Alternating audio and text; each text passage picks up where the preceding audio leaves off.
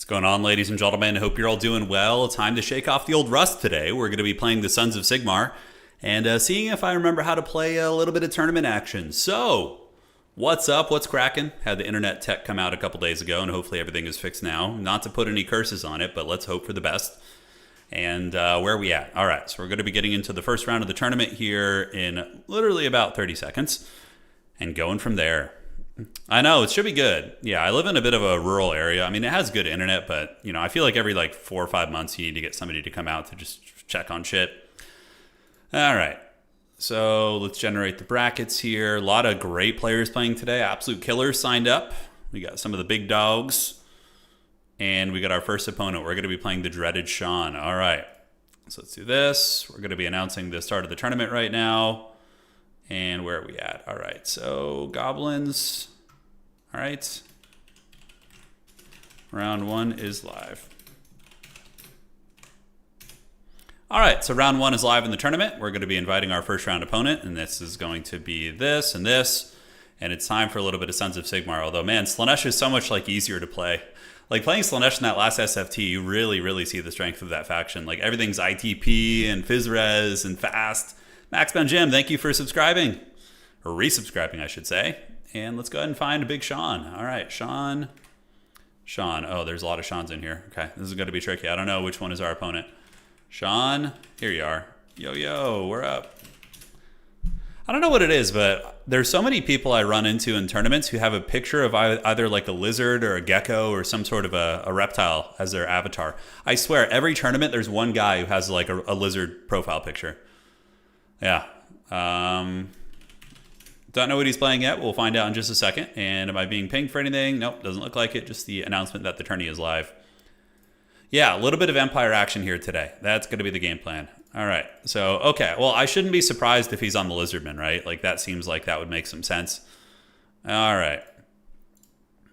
Let's do that. Get the blocker up. There we go. And now it is go time. Do you think ITP should have some requirements or a cooldown in Slaanesh? No, not really. I think it's fine. Yeah, Slaanesh isn't as bad. Now that Seekers have been fixed and they're a little bit more of a fair unit, Slaanesh is still strong, but yeah, they're going to be probably seeing a lot of play in the upcoming Grand Finals. So the Grand Finals for the previous championship or the previous season are on July 5th. Some of the players are playing the earlier rounds on their own time. Like Anticity played his today. So you can go to his channel and check that out. But because the Grand Final streams, we only have the top 4 on there. So they play from round of 16 and then we do top 4. How do you join this tournament? You just join our Discord. That's it. And then when you're in there, you just need to sign up. When there's a link, you join and you live your best life. It's pretty good. Do you have any tips for somebody who wants to learn the dreaded Vampire Coast? Yeah, they're cool. I mean, Vampire Coast is tricky, a little bit harder to play. But yeah, the Leviathans are good against factions that don't have good powder shooting or good armor piercing shooting. You can definitely get away with double Leviathan in a lot of the Chaos matchups and stuff. But yeah, typically bringing a cheap vampire caster like Noctilus on foot with Invo and Raise Dead is always a good choice. Scurvy Dogs you're going to want to max out on. They're very, very good. They're very matchup specific, so it's hard for me to give you generalist advice. But no, Coast is good. They're just hard to play. They're hard to play. All right, so how do we want to play this? I got some big scheming going on here. Against lizards, what do we have to worry about? Yeah, cold on spear riders is going to be the issue, right? So they are 100% going to be our big problem that we need to deal with. And for our Lord choice, who is it going to be? I used to hate this matchup a lot, but I feel like it's certainly not terrible for the Empire now. All right, so, oh yeah, that's right. We need to do map pick and bans. So I am top side of the bracket. Yes, no, Shawn is. Okay, so Shawn is there, and we're going to go ahead and get this. So he will start. Yo. So you ban one first. We got 3 maps here, none of which are really good for the Empire, actually. I mean, there's some that are okay. This first round map's not great for us. Praying we get Coast on Tabletop someday. I don't think we're going to get Coast on Tabletop. I don't think that'll happen. I think we will get Kislev in the next couple years. But hey, Noctuals, thank you for resubscribing, man. Appreciate you. So we shall play Lair. Good luck, have fun. All right, so we're going to play on the Arachnok Lair, and that is going to be that. All right. So Arachnok Lair is going to be the map. There it is. Definitely probably a little bit favored for my opponent's faction, I would say. A little bit better for them, but not the end of the world. Lord choices now. Lord choices. You want to build an aquarium with Vampire Coast decorations? That's pretty cool. That's a fun idea. I don't hate that at all, my friend. So we got to deal with some flyers. We've been watching recently? Not too much. We kind of finished all the TV shows we were rocking, you know? All right, so let's get that. You know what? We can bring some fun times with you and make you a little bit more effective there. All right, perfect. So aside from that, let's get 2 of you guys. And we're going to need a little bit more punch in this build. Pistoliers are okay in this matchup, but they tend to get bullied a little bit by Chameleon Skinks. Yeah, we did watch 28 Years Later. I don't want to... I have a lot of thoughts on the movie because the original 28 Days Later is probably my top 3 favorite horror movies of all time. But yeah, we'll hang tight. We'll wait till some more of you folks watch the movie before we get into it. We'll give it a couple weeks. All right. So choices and choices. So we got you guys in reserve. Is there anything else we want to get going here? Yeah, get a couple of these guys. Max out on those. Can bring in one of these homies. Bring them in reserve. What shall it be? Welcome to the stream. Yes, we're in round 1 right now. So we are just getting our round uno opponent. And we're going to be having a nice duel of fates from here. I'm very tempted to bring a Luminarch, though. It calls to me in the night. War Wagons are also good in this matchup, too. You can get away with some sweet War Wagon action. They're very, very fun. Okay, got 2 of you guys in reserve. Now we have 1,000 gold left, so we can do Sigmar Sons, maybe. Get a little bit of actual decent melee power fighting on one of the objectives. That could be decent. All right, so that looks good. We got those guys. And then we need to get some cavalry of some sort, most likely. I think grenade launchers are still very necessary in this matchup. Yeah, that looks good. So we got the grenade launchers, and then I think we're going to need a little bit more in the way of cavalry here. So do we want to get... Knights of the Black Rose are kind of an interesting tech, for sure. Zantler's Reichsguard could be effective, too, with the Vanguard deployment. All right, that looks fine to me. Although Black Rose Knights, I think, might be better at just chewing through chaff units. Do we need Empire Knights for any reason? Not really. I don't think so. Cut you. Get 2 of these. Call it a day. We'll call it a day. Looks fine to me. All right. Good luck. Have fun to my opponent. Let's see what's cooking. GLHF. It's been a while, Sam. It's been a while. Hope you're doing well, man. Hope you're doing well. Morden, thank you for subscribing on Twitch. I appreciate you, boss. Welcome to the crew. Thinking about doing some double header streams soon as well. On days where I just cast these tournaments instead of playing, I think I would probably have enough hand strength to maybe do 2 streams if we do casting mostly, which will be fun. All right. And there we go. Part of the crew, part of the ship. That's right. So here we are in the Arachnok Lair, round 1. I got some guns. I got some powder. I got some archers. A little bit of everything that Sigmar does well, which is going to be great fun. And let us bounce in and do it. Okay. I see Company of Heroes has an update. Yeah. No, Orange Pass was telling me about that. I might be interested in giving it a look. So this map is a little bit tricky for shooting. Granted, you still can't. So we're going to do this, get our front line all developed here. We brought Marcus. We'll see how he does. I think I do have some actual glaring vulnerabilities in this build. It's funny, you always like load in, and that's when you realize you're like, oh shit, there's a problem with this build. There's things I'm missing, you know? Yeah, so that's Trixie Hobbitses. We're going to get Free Company Militia down in the Vanguard here. They're going to move up and try and grab this point. Luther is viable in multiplayer, yes. He's a little bit more of like a fringe pick, a niche pick, but he's totally viable. This map is a little bit cursed for us, yes, correct. We're going to get these state troopers down there too, and then we need to get one of you to go down there also. So we're going to take 3. He's probably going to bring a Fire Slan. That's the correct play. Fire Slans are very good against the Empire. Okay, and then you guys can be in 3 and 4. All right, everybody's geared up here, which is good. Double headers meaning like I could see Age of the Ring tourneys and Warhammer 3 tourneys in one day. Yes, dude, have you guys been enjoying Age of the Ring? Because man, that game is fun. I love it. I love it. Okay. I'm gonna pay Lady Turn to bring up Andor until you watch it. Yeah. You know, yeah, I will watch Andor. I will. I'll get around to it. Let's do this. Let's move you guys up this way. Get you guys up on the objective as well.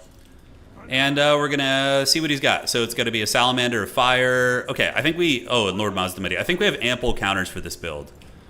I think we're all right. Free Company Militia going to get that, which is going to be excellent.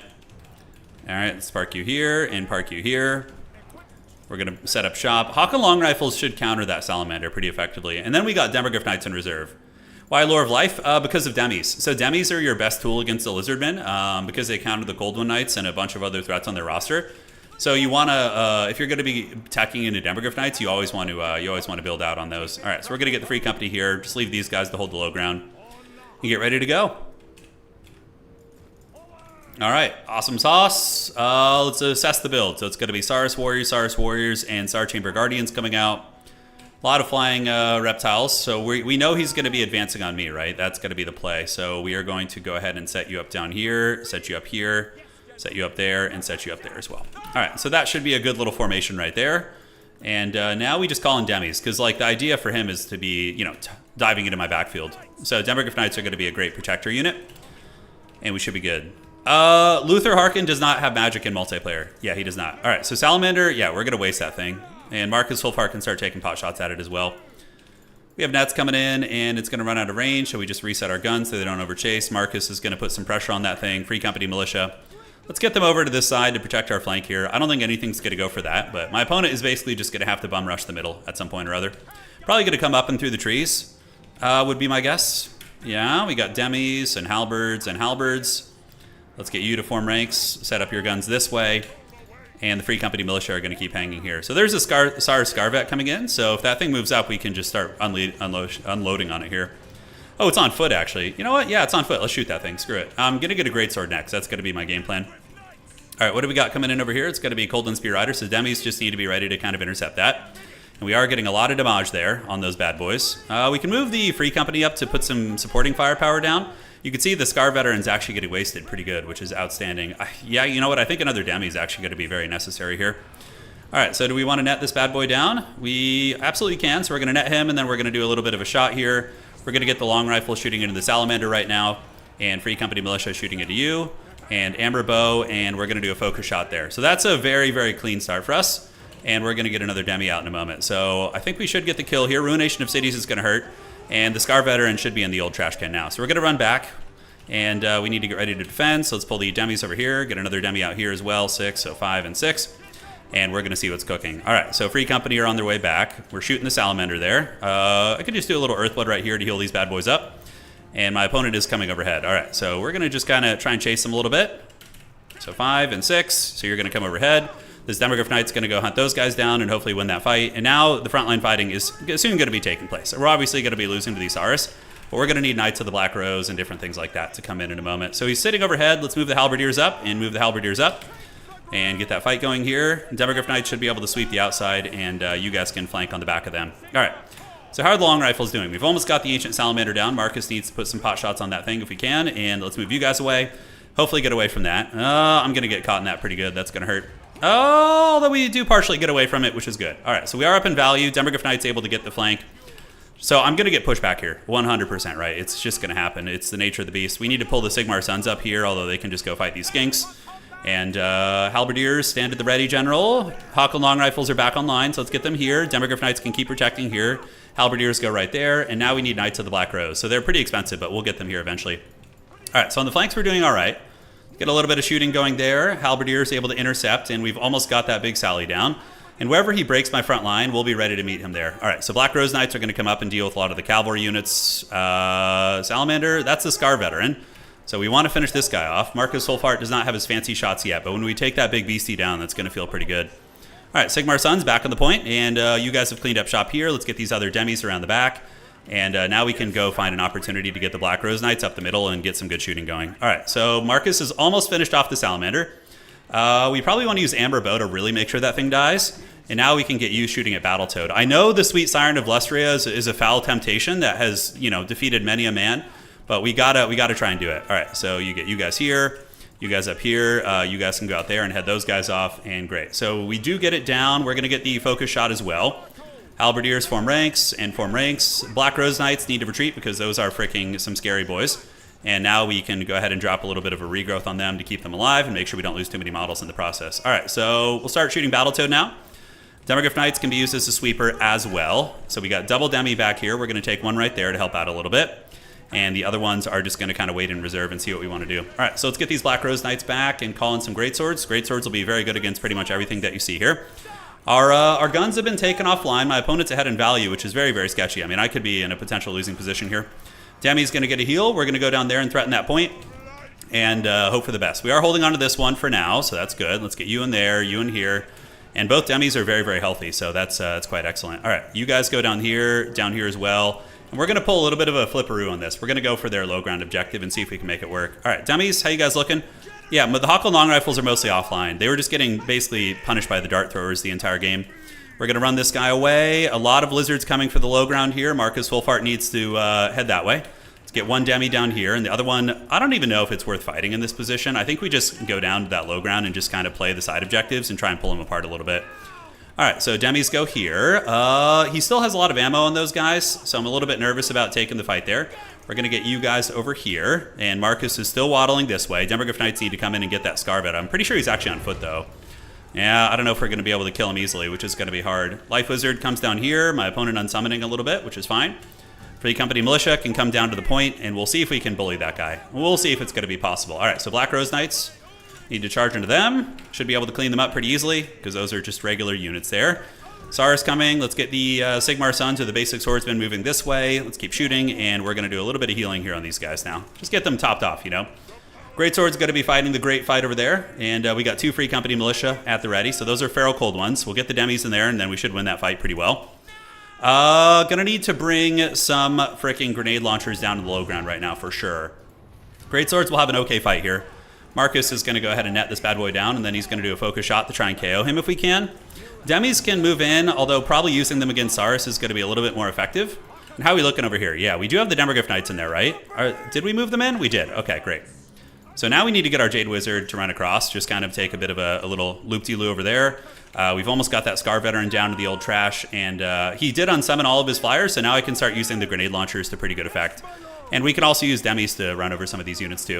All right, so we got the outside objective. Demogryph Knights are having a great time. We're going to go ahead and get a regrowth on these demis out here if we can, so that's going to be our game plan. You turn around, fight here.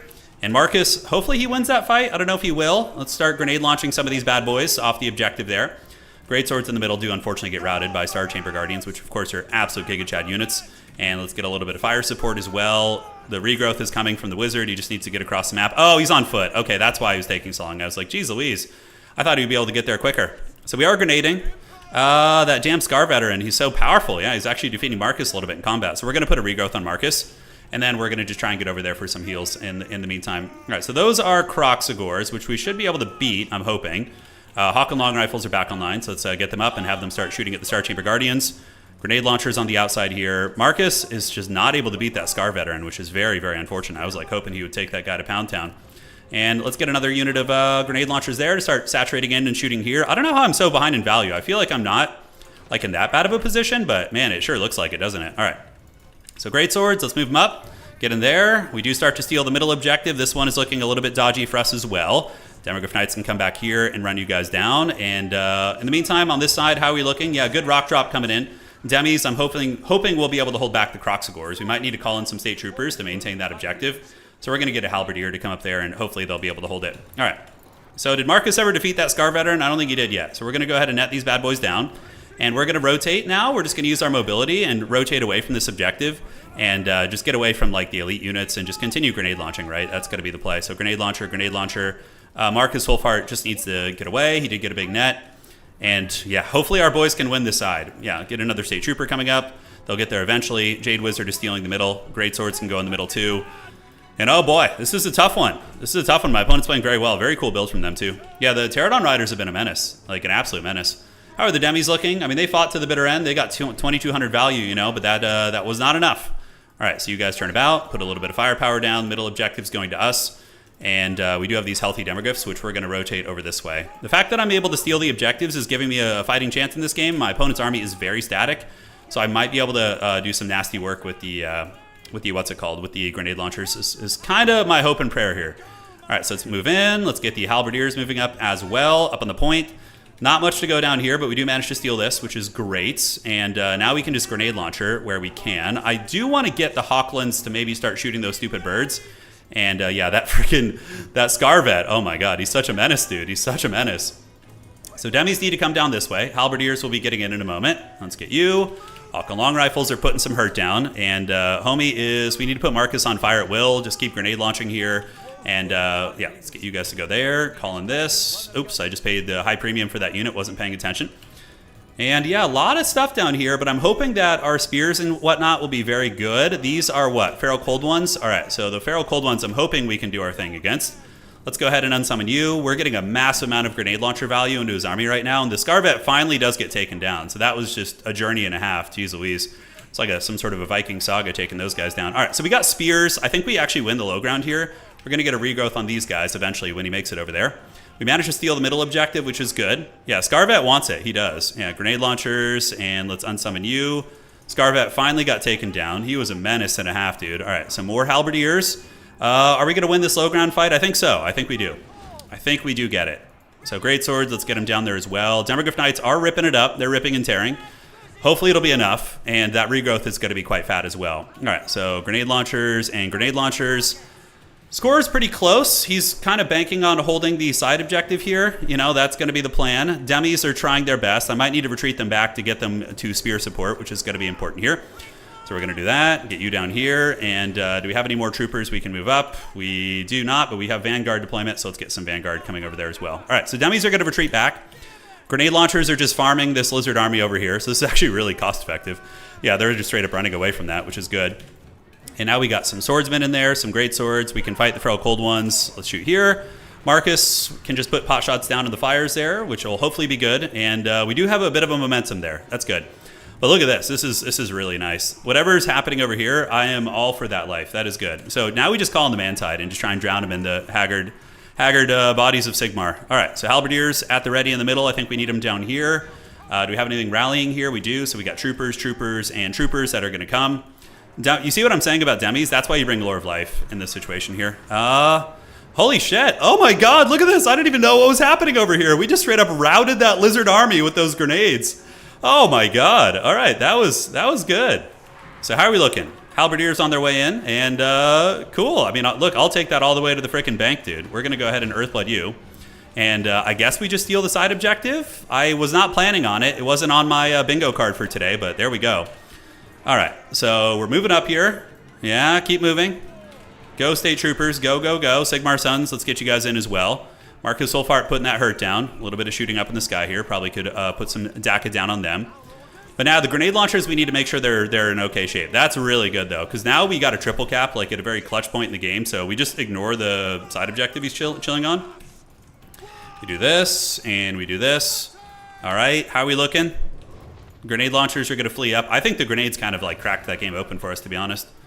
All right, so you get to the middle, and the grenade launchers are going to head this way as well. Yeah, Sigmar bless those grenades, dude. Seriously. All right, do we have any free company here? We do have some. All right, they can just shoot at the birds. Halberdiers are doing their thing. Demogryph Knights need to go finish those Croxies off. Yeah, and the grenade launchers just absolutely crushed him on that side point. Jeez Louise. All right.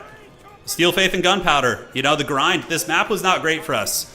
It was a lot of line of sight, a lot of bad shooting. I think it made the fight very difficult because his SARs were able to kind of mitigate some of the shooting on the approach. But at this point, I don't know how they're going to do it. We need to unsummon some units here, do a little bit of housekeeping, and I think we should be good.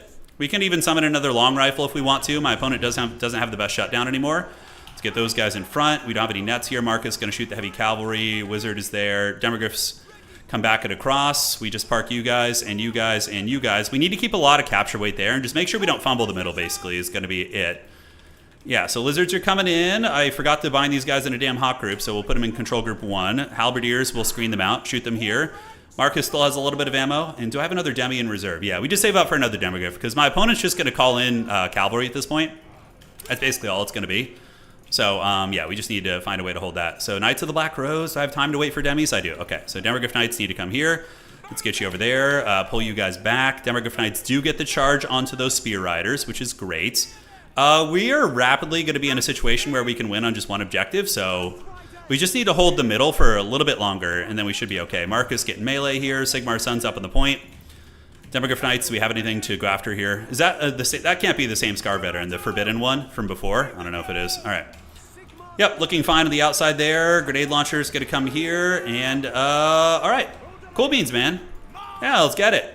I thought we were in trouble, but the value tracker, I guess, those grenades just farmed so much of his army. Yeah, and he didn't have anything to really counterplay them when his Pterodons were gone, so I think that was part of it. We could even just go steal this objective now, right? Like, we have the agency to go steal that if we want to. Because he doesn't have a whole lot on the battlefield, but Empire games are always fun because they're so scrappy. It's such a scrappy faction, you know? Lizardman is a fun matchup, though. I really like it. All right, we're going to shoot Battletoad. We're going to do this.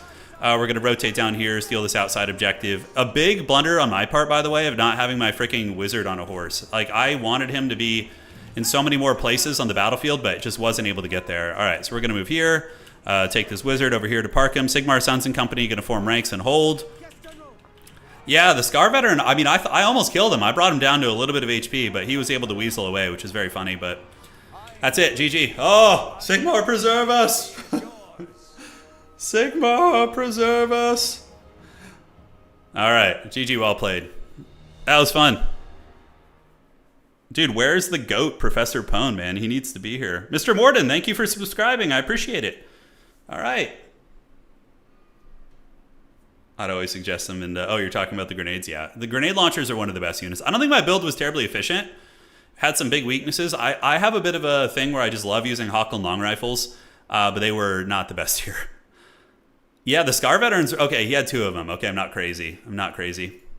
Very heavy metal build from him. A little bit off meta for sure. Normally you don't see as many SARs. It's more like cohorts, but some elements of the build were meta, like Spear Riders, these guys. The Pterodon play was very good too. It shut down my shooting and got my opponent very far ahead early on in value. So let me say, GG, well played.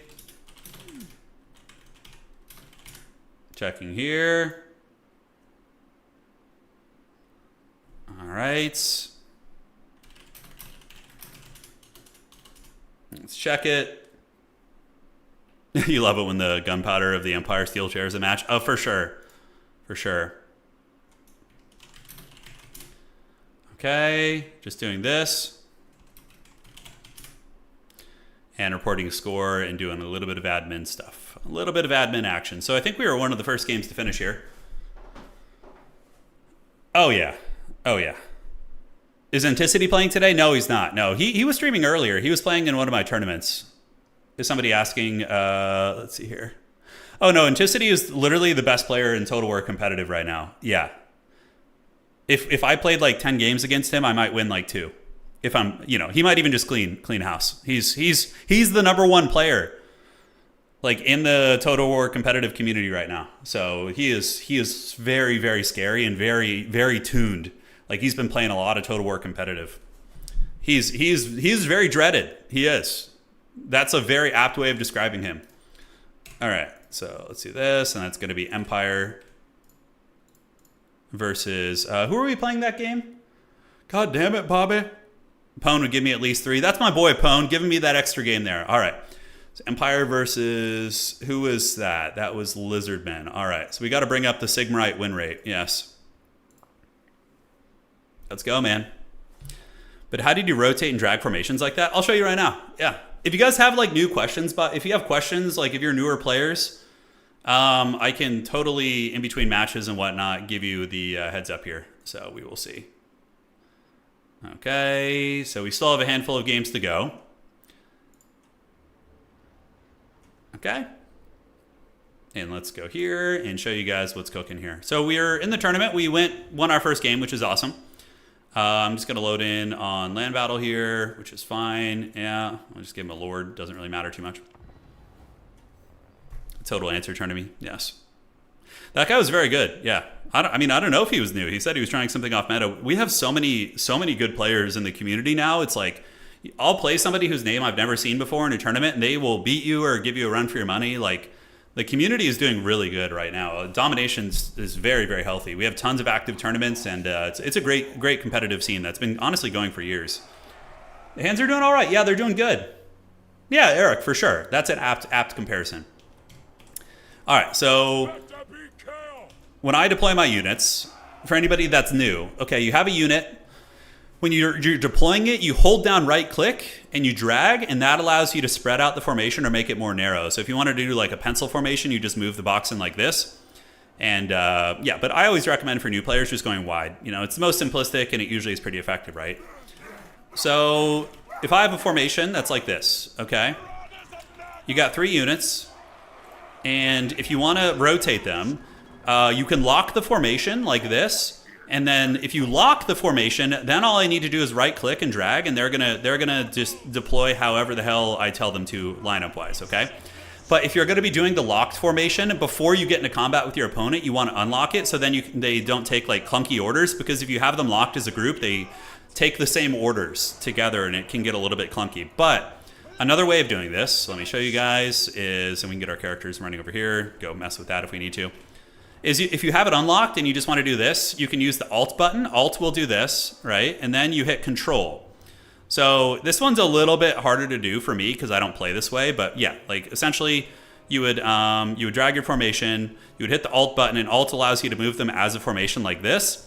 And then you can go ahead and hit Control if you want to just like turn them like that or turn them like this, whatever. This one's a little bit like spastic for me. I prefer to lock my group and then just do this and move it like that, but each player is different. Another thing that's pretty useful for newer players, it's not always the most relevant, but you can actually give pathing orders. So if you want to give a unit orders, you can hold down the, you can move them, right? And then you can hit the control button and, not the control button, here it is, 1 second here. Okay, 1 sec, I'm trying to get this.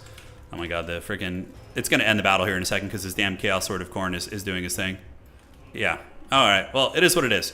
Anyway, you can make your units advance in formation without faster units running ahead. Yes. So if you have all the units together, let me just reload and show you because this AI is going to screw up our test here.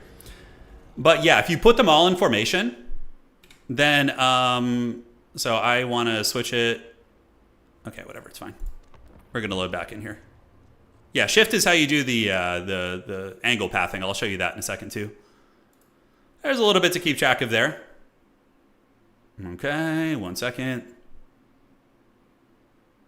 And can somebody let me know how the rounds are looking, by the way? I don't want people waiting on me. Yeah, you can queue orders by doing shift. All right, so you have Marauder Horsemen, right, who are very fast compared to infantry. If you just put them in the same control group and lock it, and then you move that as a control group, they're going to move the same speed. So see, they're just going to trot behind these guys. All right, so that's very simple. Now, if you want to do, you know, a little bit of aggression here, you can do this, and you can hold down the shift key, and then the unit, you can even make them do the dreaded wiener charge, right? So there we go, and there we go, right? So they're going to follow your orders. So if you're trying to go around a formation, you can move them up where you want them to go, and then from there you can give them like a shift order, and then they're going to do a big roundabout like that. So watch, see that now they have a new path. They're going to go like this. Yeah, see? And they're going to follow it. They're going to follow it. So at higher levels of play, I don't think a lot of people do this, but it is something that you can do. And it's not terrible by any stretch. I do have a video guide on like basic movements. It's very old, but nothing has really changed. So it should be relevant there. The dreaded wiener charge. You have to fear it. You have to fear it. You have to respect it, and you have to fear it, all right? So that's the basic of that. Okay, cool. The wiener charge, Slonesh's favorite. Okay, refreshing here. One game still to go. It's going to be Char versus Ricochet. And then we will be advancing on to the next round. And we're going to see how far we can take it with the Sons of Sigmar. Is there a way to make archers target a certain unit without them repositioning? But are you saying that unit is still like in their line of sight? I'm not sure exactly what you mean. Because typically, like if they want to shoot something different, they're going to need to reposition themselves to get line of sight or to adjust their formation to shoot that unit, right? So let me know exactly what you mean. But yeah, if you want to just like forget about an archer unit and let them shoot at whatever's in range, you just put them in guard mode and let them sit still, and they're just gonna sit and shoot at whatever. Sometimes it's honestly better than telling them to shoot targets because of how haggard like shooting can be in this game. And also, if you have a unit shooting a unit and you damage it to the point where it runs away and you don't change the order, that archer is going to run into melee to try and catch up to that unit. So you don't want that. I was today years old when I found out there were Warhammer tournaments. Yeah, no, absolutely. They're very sweaty. We have a very good competitive scene. We have this whole website that myself and some developers made. Let me show you. All right. So this is our Total War competitive website. You can see the tournaments listed. We had one this morning. We have one right now. A leaderboard of the top tournament players with the win-to-loss ratios. You can also see the stats of the best factions and all the matchups. So you can see Dark Elves. We've had a very long season right now, so you can actually get really good data on which matchups are bad, who are the stronger factions, all sorts of good stuff like that. So, so yeah, that's it. That's what's cooking here.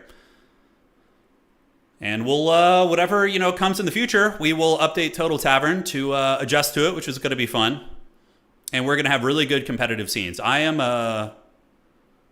very ready to go all in on another competitive scene and have in-person events, bigger sponsors, those type of things. So I'm just waiting for a game to satisfy that, and then we're gonna freaking do it.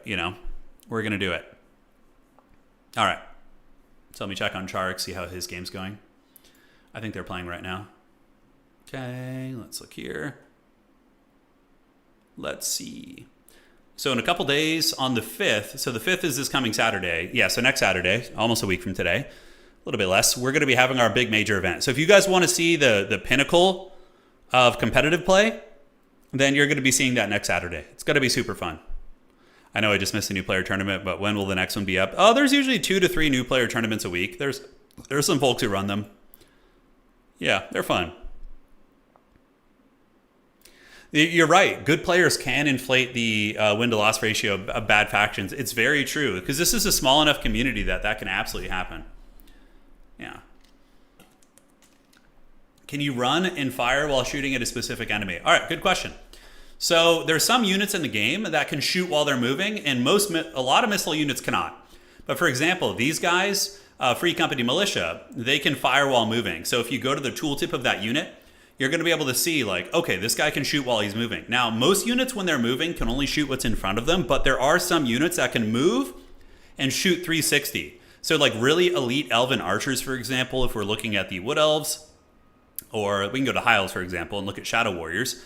So Shadow Warriors are like a skirmisher archer unit, and these guys can fire while moving, and they can fire 360 too, which is really, really nice. Yeah, the Game of Thrones RTS is based on free-for-all, though, so I don't know how good that'll be for, a competitive scene, but yeah, we'll see what we can do with it. The last match in round 1 is done. Potato, thank you. You are a hero of the people, and now we're going to advance on. All right, so let's refresh that. Charx. Is it done? I don't know. I see the game hasn't been reported. Okay, it just got reported. We're good.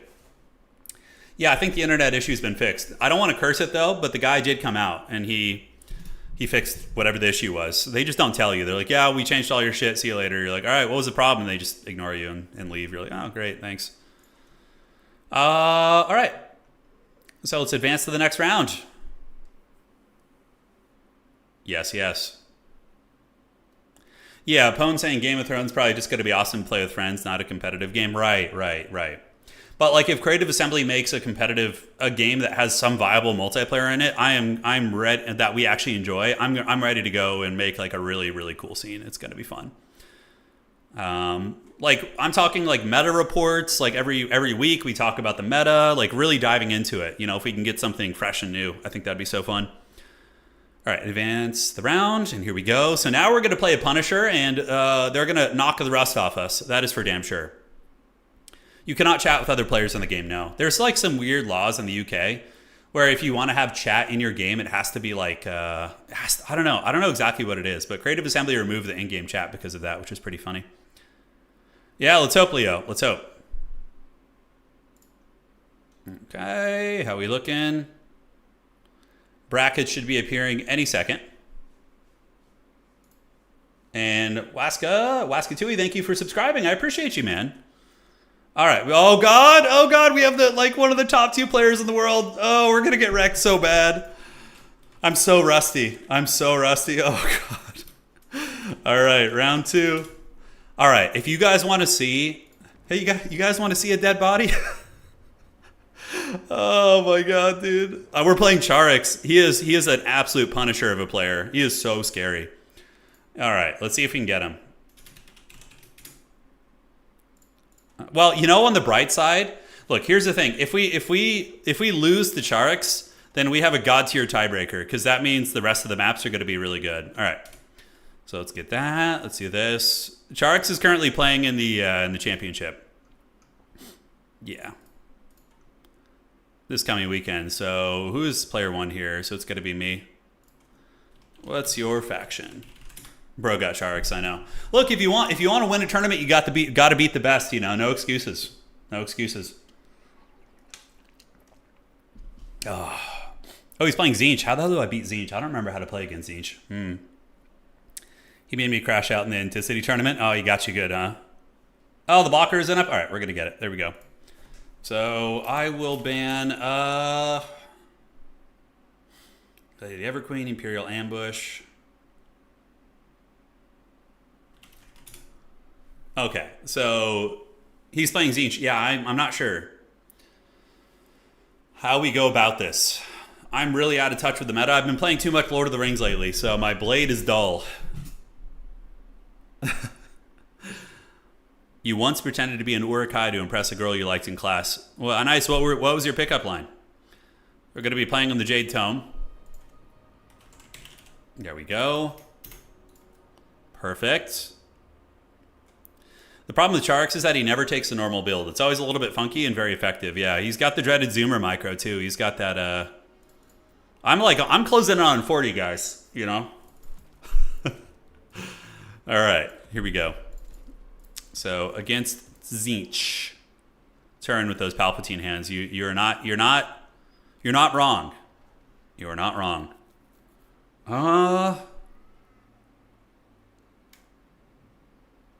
Wood Elves are terrifying. Thankfully, he's not on Wood Elves today. The fact that he's on Tzeentch gives me a fighting chance. You know, otherwise it would have been tough. Meat's back on the menu. Yeah, it's always a classic pickup line.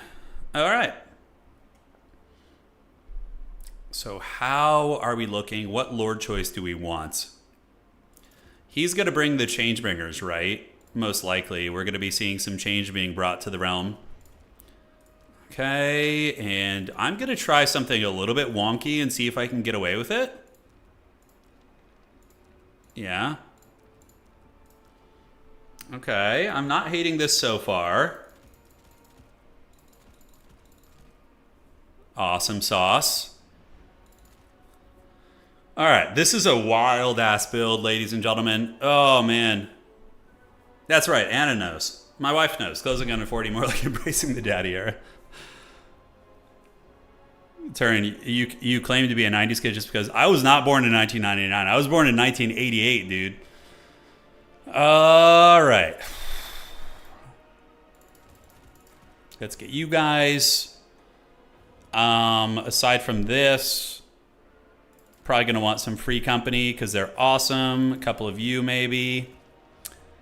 And 2 of those is going to be adequate. I think that looks fine. We're coming together.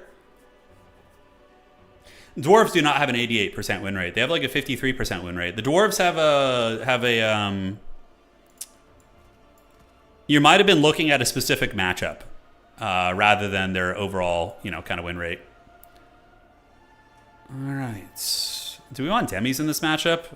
I don't know. Doesn't feel super necessary to me. All right, looks fine, looks fine. Is there anything I can squeeze in that'd be a little bit better, maybe? Don't want any crossbows. We're going off meta too, guys. We're trying to whip out something that's going to confuse him. Something provocative and confusing.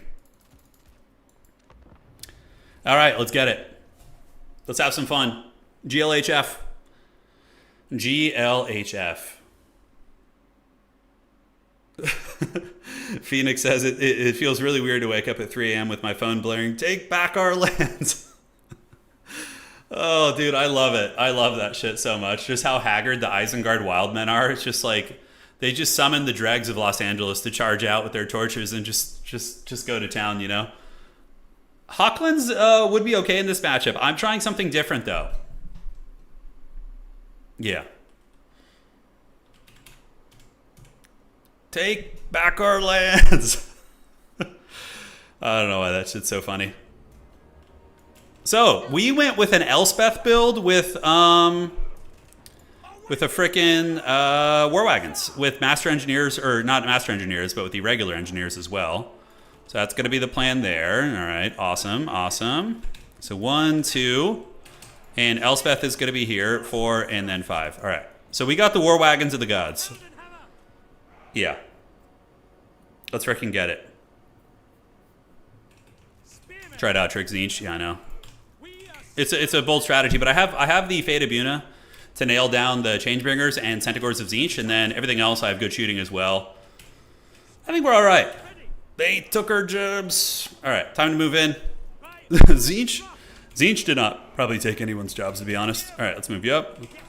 This, and this. All right, so we have double. Okay, I actually think I have some decent tools against what I'm seeing here with the wagons and company. In the back, what do I have? I do have, I have a little bit of shooting support as well. No dragon. The dragon's too easy for Zinch to snipe, I think, so. Yeah, what spells do we have? Scroll of Destiny. It's going to be blue fire spam. Unfortunately, I don't have any wave healing. I should have brought a life wizard in reserve, but yeah, it feels bad. Feels bad, so sad. All right, so we're going to get some objectives. We're going to hopefully bait out the blue fires on the wagons. That's going to be ideal. Let's get those wagons over here. Engineers with the Mercurial Shot can go there as well. Elspeth is going to go hide behind this pillar over here. And we're going to start shooting that chicken. All right. Do we want to... Is he going to let me actually do some real damage? Okay, blue fire is going where? Into the engineer. Okay, that was interesting. He did take some real damage on his chicken, though, so that's good. Definitely makes us feel a little bit better. So let's get some Black Rose Knights out. We're going to park them right here. And you guys pull back. Did I bring restock? I did. Okay, good. So we don't really care about like wagon ammunition conservation at all. So we're going to go ahead and get a Mercurial Shot on you and get one on you as well. And just blast and blast. All right, Elspeth can come over here. We need to screen out those chariots. So we're going to put all our firepower down into this one. Mercurial Shot able to do some nasty, nasty work. And so far, so good. Yeah, no complaints. We've been able to wear them down a bit. Black Rose Knights are going to be kind of saturated in with the main line. And the wagons, we're able to get some really, really nice value in here. All right, engineers are going to get it. So we probably want to use the restock early on the injured one because he's probably not going to make it that long. So we're going to do this and get you in there. Black Rose Knights, and we're going to now retreat all of you guys. So I could use the Fate of Buna early on the flyers here. I don't know how worth it that is, but, you know, it's something to consider. All right, so now we're going to get you guys to start shooting here. And Elspeth is also going to Spirit Leech one of those, and we're going to do it. And cool beans. All right, retreat back. Engineers need to put some firepower down on the big man, and we just kind of keep retreating here and looking at what we want to shoot here. All right, so we do see another character coming in. Big Chicken's doing its thing. Black Rose Knights are getting a little bit smashed up. We're going to get some Empire Knights being called in here too. And the War Wagons are tanking it. I do wish I had some more healing. That would be nice. Elspeth is back. I mean, I have Bunas and different things like that, but not sure how much I'm loving those options. All right, so War Wagons, let's shoot them into the big boys coming in here. We're going to do this. Engineers are on the run, and let's see if we can drag them down. Empire Knights are coming. One of those flyers is very, very low. We've almost got it down. Elspeth could use the Death's Timekeeper if she wants to. Black Rose Knights are trying. We couldn't get in there and maybe try and ramrod those guys. Shoot you, and shoot you as well, and call in Sigmar Sons now as well. Let's make sure to get the Mercurial Shot off before this unit basically dies here. Yeah, so we're going to do that, and we're going to do this as well. All right, so Elspeth getting into combat. We're going to go ahead and Spirit Leech you, try and wear you down. War Wagons are a little bit obstructed, I think. They're having some line of sight issues. We do have the... Oh, I'm blocking my own line of sight here, classic. Okay, thankfully we lured him out to the open. we're able to get some really nice shots. Let's go ahead and restock one of the wagons that's kind of low on ammo. We're going to do that. And one of the aspiring champions is beat up here, which is good. And we just kind of keep shooting and value trading, really. That's going to be the play. Thankfully, I've only lost one piece here. Elspeth is retreated away, and that guy is basically cooked. So now we can shoot this one. Pull back the Empire Knights. Let's get some Free Company Militia coming up as well to help out. And the wagons just need to keep cackling all the way to the bank. So I do have Fate of Buna. Not sure how I want to use that. Could charge into those guys. So let's get all of you back. You guys keep poking into these. Wagons just keep DACA. So we're ahead on enough on points that we can value trade for a while. Yeah, this guy's going to get cooked. We'll just resummon him, though. It's not the end of the world if he goes off. All right, so we're going to do a little restock on you. Keep that wagon DPS really generating a shit ton of value, and you guys can move up into these now. All right, so wagons are getting low, but thankfully they have a lot of armor. And you just shoot the expiring bad boy right there. Do we have any more Vanguard points that are closer? We do. So let's call some Free Company Militia in. All right, looking good. Yeah, his heroes are definitely not in good shape, so that's great for us. We're about to get some cavalry right into combat there. So let's pull you back, move this over here, move these archers this way to shoot there, and move up, and Empire Heavy Cavalry go right here. Elspeth does have Death Timekeeper, so she is able to heal. Once she goes off fire here, we're gonna start doing that. So we're gonna keep targeting this chicken with our firepower. So Free Company, shoot here on these guys, and you guys move up this way. Swordsman moving there, and you guys moving there too. All right, so Elspeth now is gonna use Death Timekeeper for a little bit of healing, so we're gonna use it on the big chicken if we can. Mercurial shots, we can use that downtown on you guys. So yeah, how's this looking? Let's do it on them. All right, looks good. So we do get the Death Timekeeper, and we're gonna start Spirit Leeching the chicken. Just kind of State Trooper man-tide this shit, you know, that's gonna be the idea. We have a lot of money left over. So let's get these guys and these guys and these guys, just lots of dudes coming for that objective, because we have really good sustained shooting, right? We can just keep putting that pressure on if we want to. So Free Company Militia, shoot here, you guys shoot here. Archers can shoot there. And I think we're actually, like, strangely enough, in a very good position here. The Elspeth wagon caravan has been very effective here. That's for sure. All right, so yeah, we need to finish off these screamers here if we can. Let's get you guys shooting. Militia, shoot over there. And we'll call in the engineer when he comes off cooldown, for sure. That's going to be very cost effective. I haven't seen any Centaurs of Tzeentch, so not too many targets that I want to get. We're going to use this. Okay, Elspeth does get nailed by some shooting, potentially going to get sniped here, so we want to use a Spirit Leech here in case we get trash canned there, and we're then going to get these Angors with that. Just in case we die, we want to make sure that Elspeth can cook, you know? All right, so let's get some silver bullets moving up. Elspeth just needs to get back and live now. It's basically the crux of it. We're going to shoot you guys, have you shoot there, and yeah, we're still cooking. Elspeth can just lurk in the back, and we did get most of our magic off there, so that's good. All right, how are we looking? Yeah, you guys can threaten that point, which is going to be fun.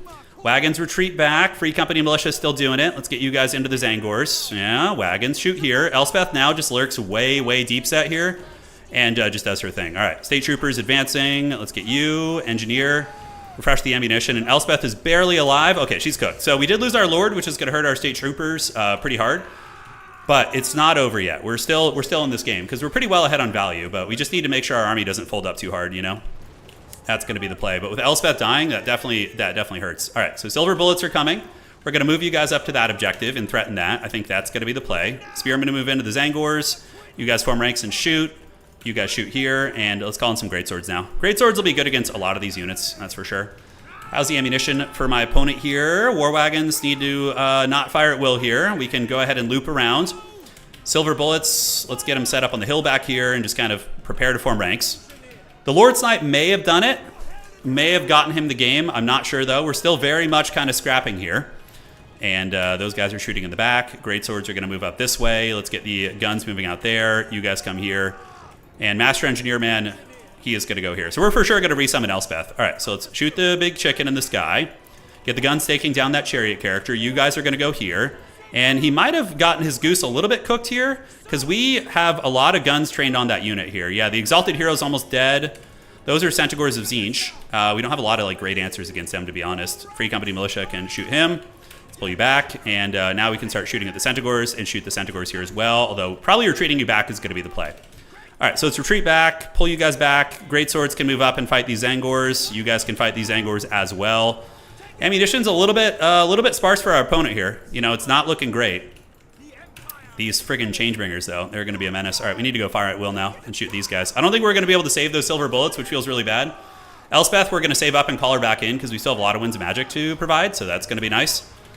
Yeah, unfortunately, we have a lot of value that isn't super effective here. Yeah, these guys are going to be hanging out on the point, so that's good. That gives us a little bit of time to work with. We have Fire at Will on. The silver bullets were kind of a bit of a gamble. You know, they were there to... is that character still alive? Jeez Louise, I can't believe that thing is still going strong. All right, so get the wagons to shoot in there. Almost got it down. Let's retreat back. Those guys are crumbling. Great sword chads are going to beat those floppy hat boys.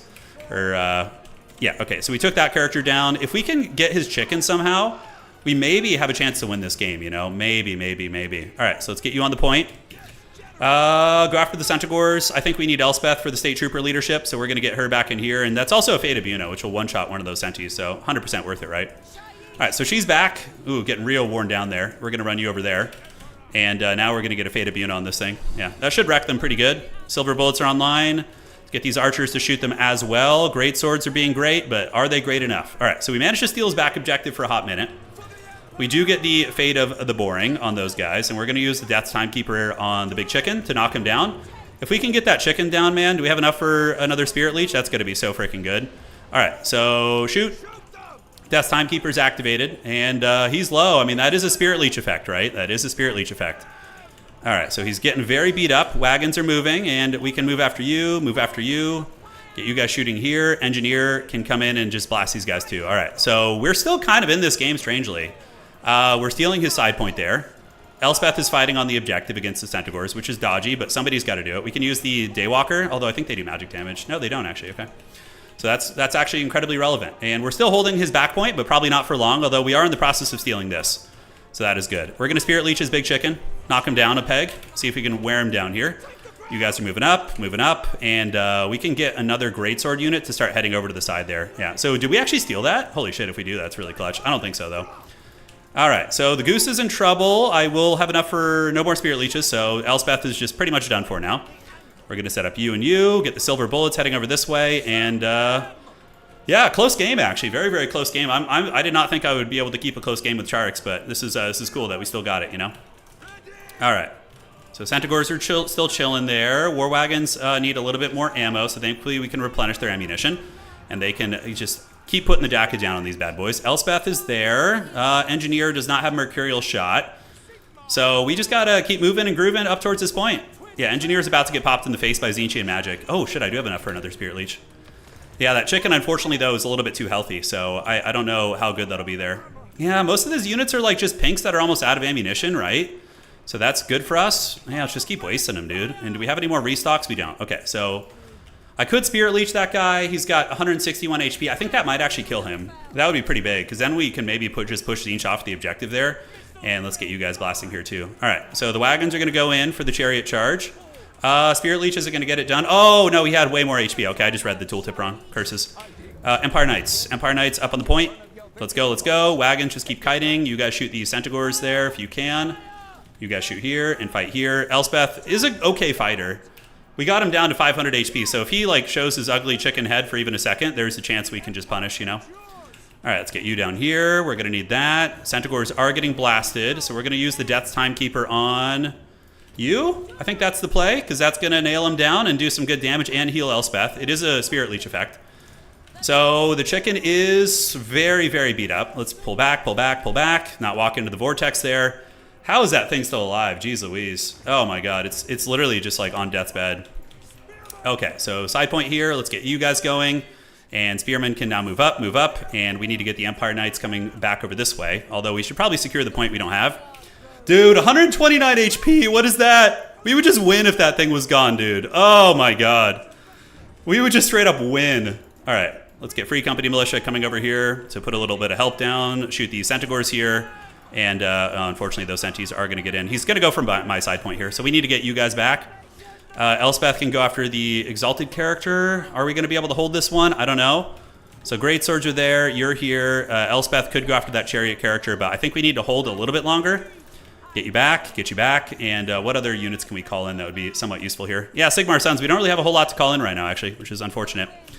All right, so Elspeth can fight there. Let's go ahead and get the heavy cavalry coming in to help. And somehow the Palpa Greatswords are in a little bit of danger. Let's get you guys up on that point, threaten that one. Free Company are coming in, and maybe we win this fight. I don't know. We do have the Dark Walker ability, which makes her very tanky. Yeah, that chariot character is putting in some heavy lifting. All right, let's get another wagon out. They're a good capture weight, actually. All right, so can we win this fight? Yeah, the Centaurs of Tzeentch are getting smashed up, and we have 2 units heading to his back objective here. Those are Marauders, and this one is going to go to us. If we can ninja his back objective, then that's going to be a game-breaking play for sure. Greatsword's doing work. You guys arriving. War Wagon's going to go to his home point here. It's going to be hard to stabilize this one. That's for damn sure. Those freaking Centaurs didn't hear no bell. All right. Move up. Move up. We steal this point. Let's get these Spearmen heading over there. And I don't think the Exalted character is going to be able to do it. Okay, so let's go this way. And now we can just get Free Company Militia moving out to try and wrestle this point here. Let's get the wagons to move in and run them down. It could become a triple cap situation for us, but I think we're on our way to doing that. Elspeth is trying her best to fight this. War Wagon's on the way in. Let's get it to rear charge here to break some leadership on these homies. And the Greatswords still holding on like champs. All right, so do we have any opportunity to get this point? I don't know. No, it's not a triple cap. I still win on 2. So we just need to get the 2 then. All right, so you guys stay here, you guys stay here. And then we recapture our home objective here, and then I think we're cooking. All right, Elspeth, though, if we lose her again, you know, the State Trooper leadership issue could be really bad. Empire Knights are the only thing we call out at this point. Pretty much the only thing. So spears and spears threaten the home point, and we do get the double cap, right? Yeah, we're about to get it. That's going to be taken. Let's get you going here. Elspeth can go down there, Free Company, and you guys can move up there. All right. Cool. I'm pretty sure we win on just the 2 here. I'm pretty sure we do. Let's get another wagon out just to control the battlefield. So we're going to get you, and put you in control group 2. And move you guys up this way. Get Elspeth going this way. Also, Free Company. And we can get the wagons over to punish this character. Elspeth can also go, but that character is a deceivingly good fighter too. So we got to be very, very careful with this. And I know I said I was only going to call in cavalry, but he might try and backcap me with mobility. So I need to pull these units up. All right. So Exalted Hero's trying. Yeah, we're getting the DACA. The shooting is on. The razzle dazzle. Free Company will be there in a moment to put some hurt down. And we have this character down as well. Yeah, you went on just 2. I do, yeah. Wow, are we going to freaking beat Char? It's crazy. All right. So let's move up. Let's move up. State Troopers at the ready, General. Let's get more State Troopers in to hold the objectives against Centaur flanking. Elspeth is kind of hanging out nearby. Greatsword Chad should be able to do it. And now we get Centaurs getting some nasty charges. The Exalted Hero's almost dead, too. Got to keep old Elspeth alive. We can't afford to throw her. We cannot afford to let that happen. All right, so Spearmen are camping on the point. Let's take down these. Calling it a Master Engineer for the ammunition restock wouldn't be a terrible idea. Elspeth can probably... No, not with Colossal Strike active. No freaking thank you. All right, so he's going to get that point, but it's fine. We win on just 2, if I'm not mistaken. We win by like 5 points, which is pretty funny. Yeah, all right. So Spearmen, let's get those guys coming in. A lot of Marauders, a lot of Zangors. We're going to need some tools to deal that. So we're not going to get this objective anymore. So now we're just focused on value trading. So we're going to come here. We're going to get Elspeth back this way. Okay. So let's chase this man down. Let's do that. We're going to need some good quality units on this point because he's going to go Zangor Swarm and try and bully me. So that's... I didn't bring any grenade launchers or anything. That feels bad. All right, so that's fine. We're just going to chill out over here. And let's get some Sigmar Sons coming up. Knights of the Black Rose will be very good. So that's our next call-in. But it's still going to take him a while to mobilize and get his tools going. His chariot character is going to hide in the shadows. Okay, hi. Here we go. Here we go. And then we have you coming there as well. Holy shit. This is so close. This is so close. I think we're going to get it, though. I think we're going to get it. Because we can roadblock him, too. We can have the Free Company Militia just, like, fight to tooth and nail over here and just try and hold it. And if that chariot character comes out again, we can just screen him out. We have a lot of characters coming here. Black Rose Knights will be there in a moment. Yeah, all right. And we're going to keep those greatswords there because everything matters. We're going to get the chariots to go do a little bit of charging here. And Sigmar Sons should be arriving soonish to the point. Yeah, Centaurs of Tzeentch are going to try and ninja that outside point. They are. All right, so let's get a Spearman coming over here to be safe. How much capture weight does he have coming in there? Yeah, actually a bit. I think with Sigmar Sons we should be okay, especially if we go triple wagon here. And then we're going to need to... I don't know if we can wait for Black Rose Knights, guys. I think we need to get Empire Knights out. Yeah, just to try and hold it down. All right, so fire at will. Shoot these guys. He's going to make a big rotation over here. So we're going to get you guys to go over here. You guys to go over here. And shoot. And shoot. All right, I don't think he's going to have the time. I think he just loses on time. Even though this is a really good play, using the Zangors to maneuver, like with their speed.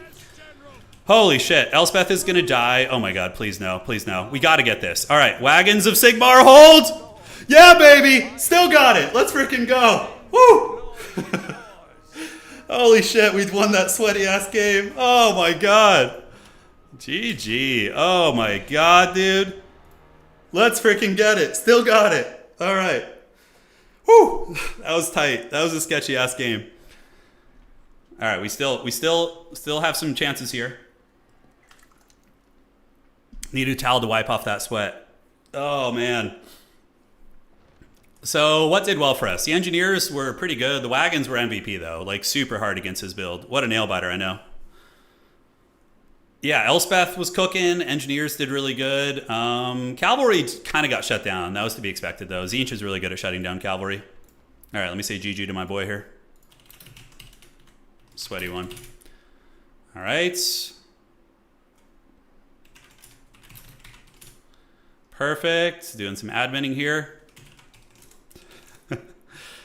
And man, that was so sweaty, dude. Tzeentch is really good at sniping like a character like Elspeth, though. So I had a feeling she was going to die, but she's very cheap too, so you can resummon her. So it's not a huge deal.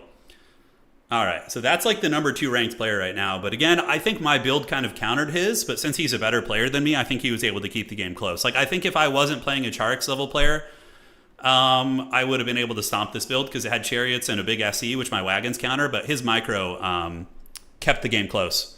Hey, Badger Knight, thank you so much. I really appreciate you, man. Thank you for the 20 bucks. Floppy hats off. Yeah, buddy. Yeah, boy. All right, so where are we at? Let's get out of here. Let's report our score and refresh it. I play War Wagons in tabletop. I play them in tabletop also. So they're really good in tabletop War Wagons. They're amazing. Okay, so Empire versus Tzeentch.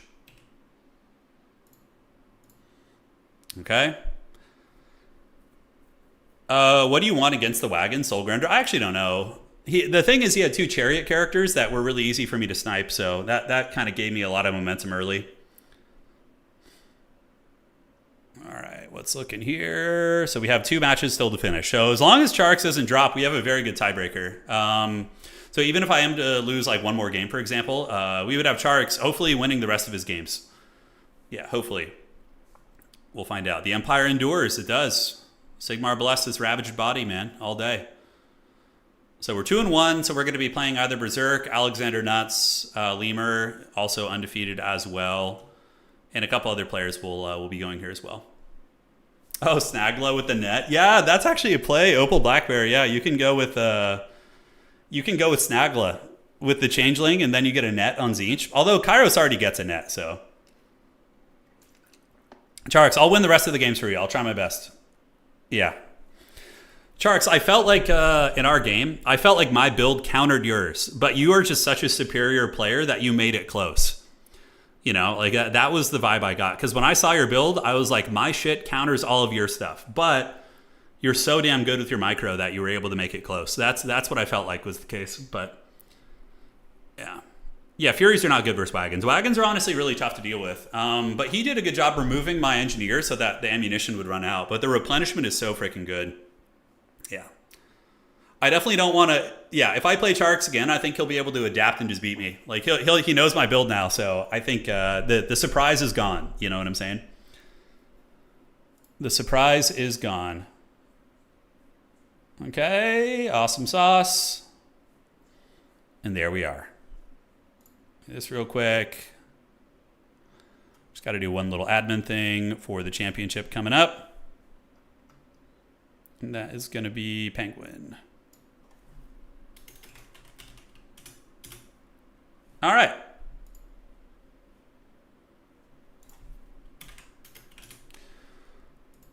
So I need to do a little dropperoo right here. Double chariots was too much of my army value. Yeah, I just think it was a counter. I think you just got countered there. Build-wise, which still does happen in Domination. Not as much, though. In Dom, you can come back from build counters more than land battle. But more than the old ways, obviously.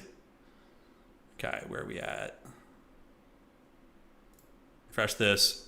Next SFT, you're going to suffer and play Cathay. Yeah, so I am gonna be getting the... Man, I I wish I had somebody who lived like near me in the same city that I could start a tabletop channel with. Like that was equally as passionate about it, you know? Frickin' the dirty dog Pone needs to move out here, dude. He needs to quit messing around wherever the hell he is. All right.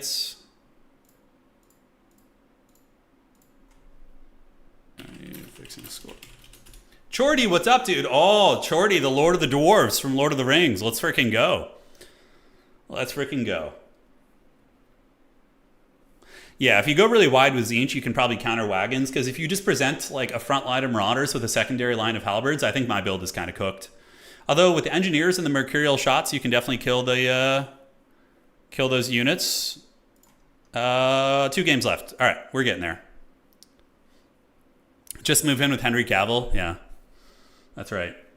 I'm really excited for the Old World FAQ. I haven't had a chance to play it yet, but I will soon. Play against yourself. I would do that. Yeah, I would do that. Random generation tourney. I don't know. It is something we could do for fun. Any news about the tourney? Tom, yeah, I'm not sure right now. It's tricky. You know, I pitched it to a couple people who didn't seem super interested, you know. I think a lot of the big stream people were more interested in playing in Grubby's thing, because again, it's like, you know, he's quite massive. So, but yeah, I'm gonna work on that in the future for sure. It will happen at some point. Okay, let's refresh this. Thank you, man. I appreciate that, Chorty. Dude, you were a killer with your dwarves in the tournament, in the Lord of the Rings tournament. That was super fun. Okay. 2 games still to go. Just hanging out. Thank you guys for your patience. Play against stream. The stream votes on opposing moves. Hey, Sotek, thank you for the raid, man. I do see it. Turn on your thingy. I have no idea what that is. Welcome, guys. We are in round 3 of the tournament. You guys just missed probably one of the closest, best games we've had on the channel in a long time. We had a crazy match. Enable YouTube raids. I don't even know how to do that. Okay, I'll look into that. Thank you. I will look into that indeed. Hey, Chorty, well, I'm glad we brought some joy into your life. That's really what it's all about. I don't like Tabletop Simulator. I like having the models on table. Welcome. Yeah, so we had a crazy match just now. It was this one. We can fast forward show you guys for anybody just joining while we wait. Let's refresh this. Yeah, 1 game wrapping up. If somebody could let me know when that game is done, that would be great. We'll do a little bit of fast forwarding here for anybody just joining. Yes, but welcome. Hope you guys had fun over there on Sotek stream. All right. So here's what we got. We got a Empire Army. This was our last game we just played. A double engineer and wagons with state troopers. And my opponent going with the double exalted character on chariot. These guys are pretty badass. I like them a lot because they have an ability called Colossal Strike. So what that does is it gives them anti-large. So having a chariot with anti-large and anti-infantry is crazy strong. So for example, if these guys get attacked by like Boris Todbringer, Karl Franz, anybody like that, they can just whip this ability out, and for 32 seconds, they're an anti-large fighter too, which is nuts. Yeah, frontline Marauders and pinks as well, and then we do also have the chickens as the last thing. We're going to do auction house commentary of this game because we already just played it. So yeah, essentially wagons doing a little bit of skirmishing, keeping the chariots at bay. We do fight on the point, double Mercurial shot going down to the Marauders. I do end up calling in some Knights here. You can see the Knights of the Black Rose. They just get absolutely wrecked. And the Pink Fire and the Blue Fire attempting to snipe my Engineer, which is quite scary. But value trading is favoring us. We've done a lot of damage against his Giant Chicken, and his 2 Chariot characters are very smashed up. But as is normal, the Empire front line does get kind of run over. Another Blue Fire going to be sniping out one of my Engineers right here. In the meantime, Sigmar Sun's advancing up, and now we're going to be counter-pushing a little bit. Archers providing some tertiary fire support on the side. And my opponent, for the first time in the game here, is going to be passing me on the objectives. But the fighting is on. Empire Knights able to hold back the Screamers with a little bit of gun support. Wagons are crazy good if you mix them in with Engineers because they get pretty much infinite ammo. So able to maneuver, really put a lot of firepower down to the Screamers, while the Sigmarite Mantide is now going to be moving in. But Tzeentch does have good quality infantry. Zangors are going to be able to do some really nice work against state troopers and dominate them pretty hard. But the wagons are still doing great work, and you can see Kairos is getting very low. Granted, he does snipe down one of my Master Engineers, surrounds it with Centaurs of Tzeentch, and potentially gets a kill there, so that was a really good play by Char there. Very nasty stuff. Great Swords on the way in, and now the battle's starting to get a little bit sporadic. 10,000 against 7.8, but again, it doesn't always track everything. I was able to move up with a couple Spearmen and steal his home objective, so basically I moved up and grabbed that point right there, which was quite good. So yeah, we trade. He takes a side point here, but Free Company Militia going to be rallying. Greatsword's tanking very well and actually getting into melee with a lot of Tzeentchian units and doing a lot of work. But Elspeth, she is back. She did get sniped a little bit earlier in the event. War Wagons have come back online, and Tzeentch's Firestorm able to really melt my units here. Just brutal. So that's going to be taking my pressure off the back objective. So now I am down on points. But Wagons and State Troopers coming in. Elspeth overcasting a Spirit Leech. And we got his Lord to literally like 100 HP, and he still wouldn't disintegrate, right? Which is very unfortunate. Archer shooting into the side right here as we do see State Troopers and more Greatswords advancing up. So the floppy hats of Giga Chad Sigmar have gotten in. They are going to be butchering through. Granted, his Chariot character with really good micro is just running through my Greatswords and causing a ton of havoc. But as it currently stands, it's not quite a triple cap situation yet. War Wagons are really good to be used as Chariots also. So they're going to be moving in and running into the back formation, breaking the Tzeentchian leadership here. But now we have a double cap, and as it currently stands, I am going to be winning on just 1 point. So this game was insanely scrappy. He's hiding Kairos on the back with freaking 100 HP. I couldn't believe he didn't crumble. That was so freaking foul. If he crumbled, it would have been a pretty easy win there. But he does come to reclaim his objective, and now the Tzeentchian forces are going to be making a play over towards Objective 1, where I have my War Wagons and Elspeth. A bit of a mistake on my part, not maneuvering my Spearman over here earlier, because he comes in with an Alpha Strike from the Centaurs here, right? And he has his Chariot character hiding in the bushes. Really good micro from Char, man. It's brutal, but we just win by like 1 or 2 points. So for anybody who just came from Sotek stream, that is a recap of the last one. You can rewind on the stream as well to watch the previous game, but yeah, that was that. All right, so checking here. If you guys have admin issues during the tournament, the best part is to just ping me, please. All right, my opponent dropped after pairing. You get win. All right, so your opponent dropped. You should just get a win. Yeah, you like if your opponent drops for the round, you just get the win. So that's that. All right, are we ready for the next round now? Wow, those guys are still playing? Okay, no, they're done now. All right. He got 2 Bunas? Holy shit, I didn't notice that. No wonder my shit got melted. He got 2 Fate of Bunas from the Book of Secrets. Oh, that's some forbidden shit, dude. All right. I did not notice that he got the Fate of Bunas. Okay, so I'm looking to see who else dropped here. What the hell is this? They giving each other... Yo, we might have had a draw in another game. They almost never happen. I'm just checking with the boys here because they reported it as a draw. So Champion, you said your opponent dropped, Champ? Is that the deal? Are you Potato in YouTube chat? So you're saying your opponent, Nikoff, dropped? Let me know. I mean, a lot of games have, even competitive games have RNG in them, right? Like in other, I'm pretty sure in League of Legends, there's like percentage-based procs. Warcraft 3, Blade Master has percentage-based abilities that can change the outcome of a game. You know, there's a lot. All right. So in that case, you're just going to get a win there, Champ. I'm just waiting to get a confirmation from you. Okay. My opponent dropped just after pairing. Oh, okay, got it. So you just didn't show up. Yeah, item drops in Warcraft 3 are extremely unfair sometimes. Like somebody's going to get a Brilliance Aura and somebody else gets like, you know, some jank. You're Champ. Okay, Champ. So I'm going to drop your opponent then because he didn't show up. So that's that. And you get a win for the round. Sorry about that. It happens. Sometimes people don't show up or people drop. It's the nature of the beast. All right. Cool. So you should get your win for the round. You're going to be sitting smooth over there. And if you get a buy round again, let me know, and I'll even switch with you because we don't want anybody to get 2 buy rounds. All right. And let's advance the Swiss.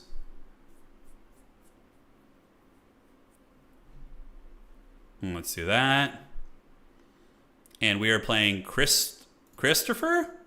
The dreaded Christopher. All right. I don't know if I played this gentleman, but he's undefeated, so that's fun. That is fun indeed. Round 3. Round 3. Okay, so round 3 is live. We do not have any buy rounds because 2 people dropped, so that worked out quite perfectly. And now we're going to be going into the next round. It's going to be some good old-fashioned sweaty sausage rubbing. So T3 is going to be it, and we will see what our opponent is playing. So far, we're undefeated. 2 wins, no losses. And Christopher, is it you? Oh, there's a bunch of Christophers in here. Which one am I playing? Christoph OTL? Okay, I don't know where he is. Oh, there he is. All right. Yo. And let's get you in there. And the maps for today are going to be Skallandir's Cave, Norskin Rise, and Proving Grounds. And we just need to do our map pick and bans real quick, and then we'll be getting into the next one for you guys. All right, so Christopher is topside, so he bans first. And you ban first. Time to go Brock Lesnar mode and break the streak. What? Brock Lesnar mode? Dude, Brock Lesnar is legit scary, though. Like, you know, a lot of WWE wrestlers, couldn't actually fight in real life. But Brock Lesnar, holy shit, that guy is legit. He was like an NCAA Division I, like wrestling, like just God, and just like, that guy has just freak genetics. Yeah, insane. All right, so we don't know what we're playing yet. Oh, Tzeentch again. All right. Ban Proving Ground. So we're going to play, we will play Skallandir's Cave. Okay, so we're going to play Cave. Here we go. So we're playing another Tzeentch player. Hopefully he wasn't watching the last game, but I suspect he was. So we might want to change up our build a little bit. No, Brock Lesnar was an actual UFC fighter. Yeah, he fought in MMA. And he was beating like heavyweight, big boys. Yeah, he's legit. Okay, so I think I need to change my build a little bit. I didn't love everything about that last build. Yeah, I think there are some weaknesses in it. Yes. Okay, so we got Empire versus Tzeentch here again. The mother's genes never stood a chance against Brock. Yeah, it's pretty funny. Okay. Are shield variants of state troopers an auto pick over non-shielded ones? Not. I mean, the only non-shielded state trooper you have is the basic spearman. So typically you're going to want to take the best state trooper variant is the spearman with the shield, because for 350 you get a 42 melee defense unit that's just dirt cheap and can hold for a long time, right? So that's very, very good. Yeah, it's very, very good. Dude, the land ship calls to us. I want to win the tournament today, so I'm not... I got to resist the urge to bring meme units. The urge is strong with me. It's strong. But we're going to fight the urge. Yes, indeed. The cream of the crop always rises to the top. Are you doing Macho Man Randy Savage in chat? Let's freaking go, dude. Oh, yeah. You remember Macho Man from the Spider-Man movie, the Sam Raimi ones? Like, I got you for 3 minutes. Yeah, it's great, man. What's cooking? All right, let's have some fun. So we just played this matchup. Do I want to change anything? I don't know. I think we just raw dog it and see what happens and hope that my opponent wasn't watching the stream. That is the downside of all this, is that, people can watch the stream and see my tactics, but, it is what it is. Yeah, Macho Man, a lot of the 1980s, like, WWE wrestlers just croak because of heart issues, because of all the steroids they took and shit. 3 minutes of playtime. You're going nowhere. Dude, it's so good. Macho Man ruled, dude. Okay. For our next disappearing act, I think we're going to get you. Yeah, so 1, 2, 3, 4. Not having a grenade launcher in the build does feel very, very weird. So I think I need to find a way to weasel a grenade launcher in there. Oh, it's like so. I'm just like barely short, which feels so freaking bad. Could do an Outrider with a long rifle. Steam tanks are cool. I do like steam tanks, but Tzeentch has a lot of really cost-effective anti-large, so I don't think that the steam tank is going to be the way. My opponent's not ready yet. He's probably doing research on the previous game. The boy is watching. Okay, so that's going to be about as good as it gets. Sigmar Sons are pretty okay.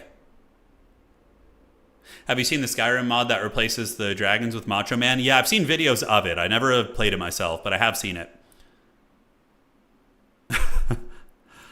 All right. Null and Ironsides. Do we want to bring Null and Iron Chads? That sounds kind of fun, doesn't it? Although they're just going to get run down by Sentis, so it's not going to be a good time for them. All right. Let's play. Good luck. Have fun. The Black Lions are really good, but the problem with going Black Lions is they just spam blue fire and pick them off like over the course of a couple of minutes, and then you just have a terrible time. I went Marcus Wolfhart first game, Keanu. So if you want to go see a dank Marcus replay where he hunts the Lizardmen, check out the first match. Yeah. So how's it going, guys? What were you guys up to over on Sotek stream? Somebody said you were watching like a Koresh mod or some sort of a mod for Some old kingdom out there. There's plenty of sniping options. You got plenty. Marcus Wolfchad. He is great. Marcus is really cool. I would love to get his tabletop model, but it's super hard to find. Crash mod. Ah, nice. It'll be interesting. You know, I'm thinking like 4 or 5 years from now. You know, like let's say 4 years from now, right? Creative Assembly has more or less stopped support for this game. And it'll be really fun when a handful of mod makers get their hands on it and like add a bunch of new factions, and we can come back and maybe like bounce them for multiplayer and whatever, and have like a really interesting kind of fun experience like coming back. I think that'll be cool. All right.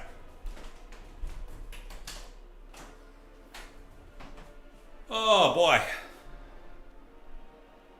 Volkmar the Grim. Volkmar is okay against Zinj. She's not bad. Let's see what my opponent has got. What's it going to be? That's a great song, by the way. How's It Gonna Be by Third Eye Blind? Oh, it's so good. Were any of you guys Third Eye Blind enjoyers back in the early 2000s and late 90s? Yeah, those were fun. All right, Scalandir's Cave is going to be the map. Big mobility-based map. Very, very mobile-focused. Zinj, of course, ever sneaky. Yeah, seeing the Age of the Ring mod has really made me see the potential for like what a mod can do for the longevity of a game, you know, even if a game's been abandoned. Hey Bosmate, thank you for the raid, man. Sorry I did miss that. Hope your stream went well, and we're here to party. I am here to party. Screen blocker's still on. You guys don't want a 1930s radio show where I'm just kind of talking? Isn't it weird to go back and listen to those old radio shows from like the 1930s and the 40s and 50s and just hear like the cadence and the way in which the presenters spoke? It was so uniform across the board, but then you see the same thing nowadays too. You see like you see these news, like all these news anchors on like mainstream news networks. They all like sound really similar, you know.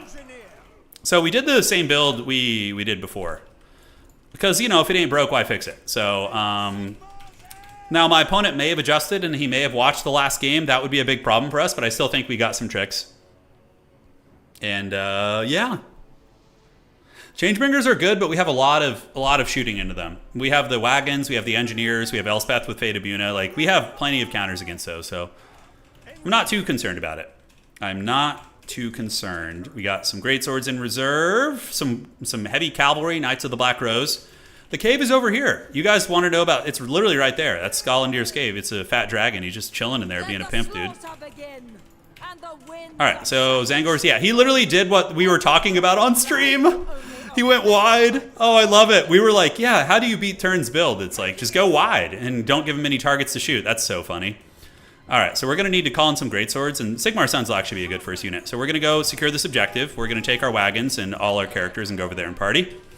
And we're going to get you guys up on this point, and we're going to take you and move you guys over here and put you in control group 8. There we go. So Fate Abuna on those, a very wide army. And the Wagons of Doom are still going to be good because I have ammunition replenishment, right? So I don't really care too much about the nastiness there. It looks like it's going to be here. We're going to start going after the chicken and going with that. Okay, so that's going to be one mercurial shot right there. Did that actually hit him? Okay, and then we're going to get the Zangors there. And the Goose is getting attacked pretty good there. Okay, so those guys are on the way up. Sigmar Sun's going to rotate to the middle. We just need a value trade for now, so we're going to wear down these guys. Keep the engineers. You know, we have ammunition restock, so we're more than happy to just blast these guys.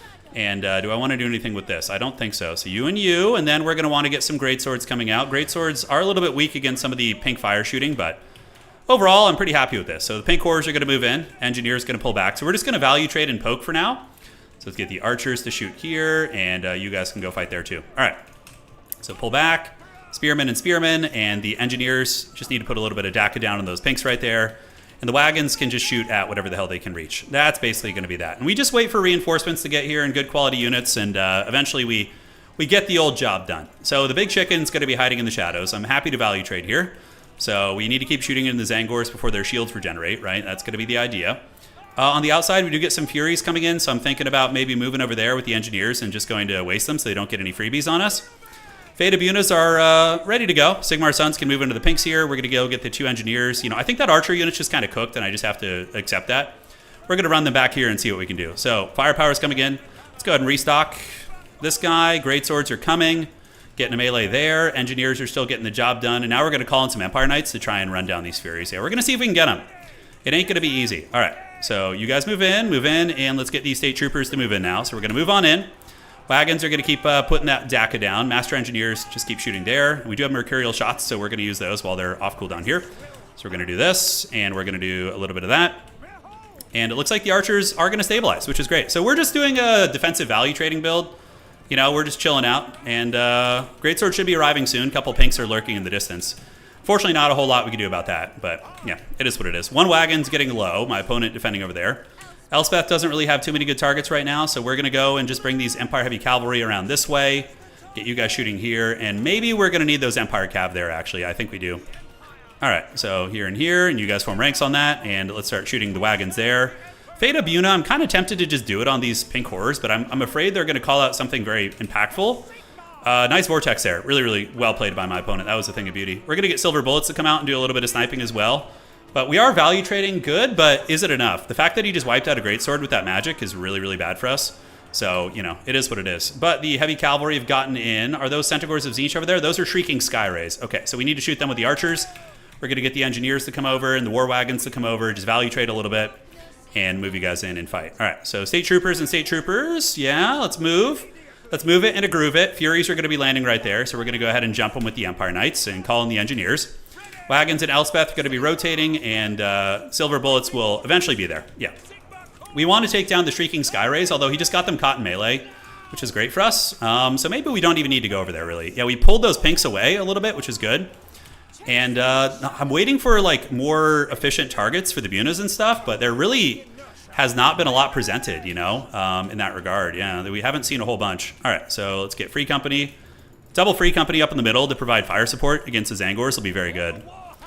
So do I want to Spirit Leech the chicken? I don't think so. They're just a little bit too heavily armored here, and that's going to be some scary damage. Not much I can do about that. Like at this point, we can maybe try and dodge that way. You know, maybe. Let's park you there. As long as we're holding on to that point, though, we're chilling. All right, so let's shoot the big chicken up in the sky, shoot the big chicken a little bit. We still have those pinks, which are doing a lot of damage. And we're going to just park you guys right here, let you shoot at whatever you can. And yeah, we have the restocks, so let's restock ammunition as well, get it off cooldown. Back you go. All right, so silver bullets are going to start unleashing a hellish amount of firepower. And unfortunately, those greatswords did get pounded pretty good. That feels bad. Mercurial shot, we can use that on the advancing Marauder spears, and then we can get around the side and use it right here against these Zangors. And Free Company are going to park here, and we're just going to create like a basic shooting gallery, essentially. That's going to be the idea. All right. I think we're okay on the side, too. I think we're chilling. Elspeth is there. I think we just need to use magic at this point. Those are Chaos Warrior Halberds. Perfect. So those are going to be our targets that we're going to go after.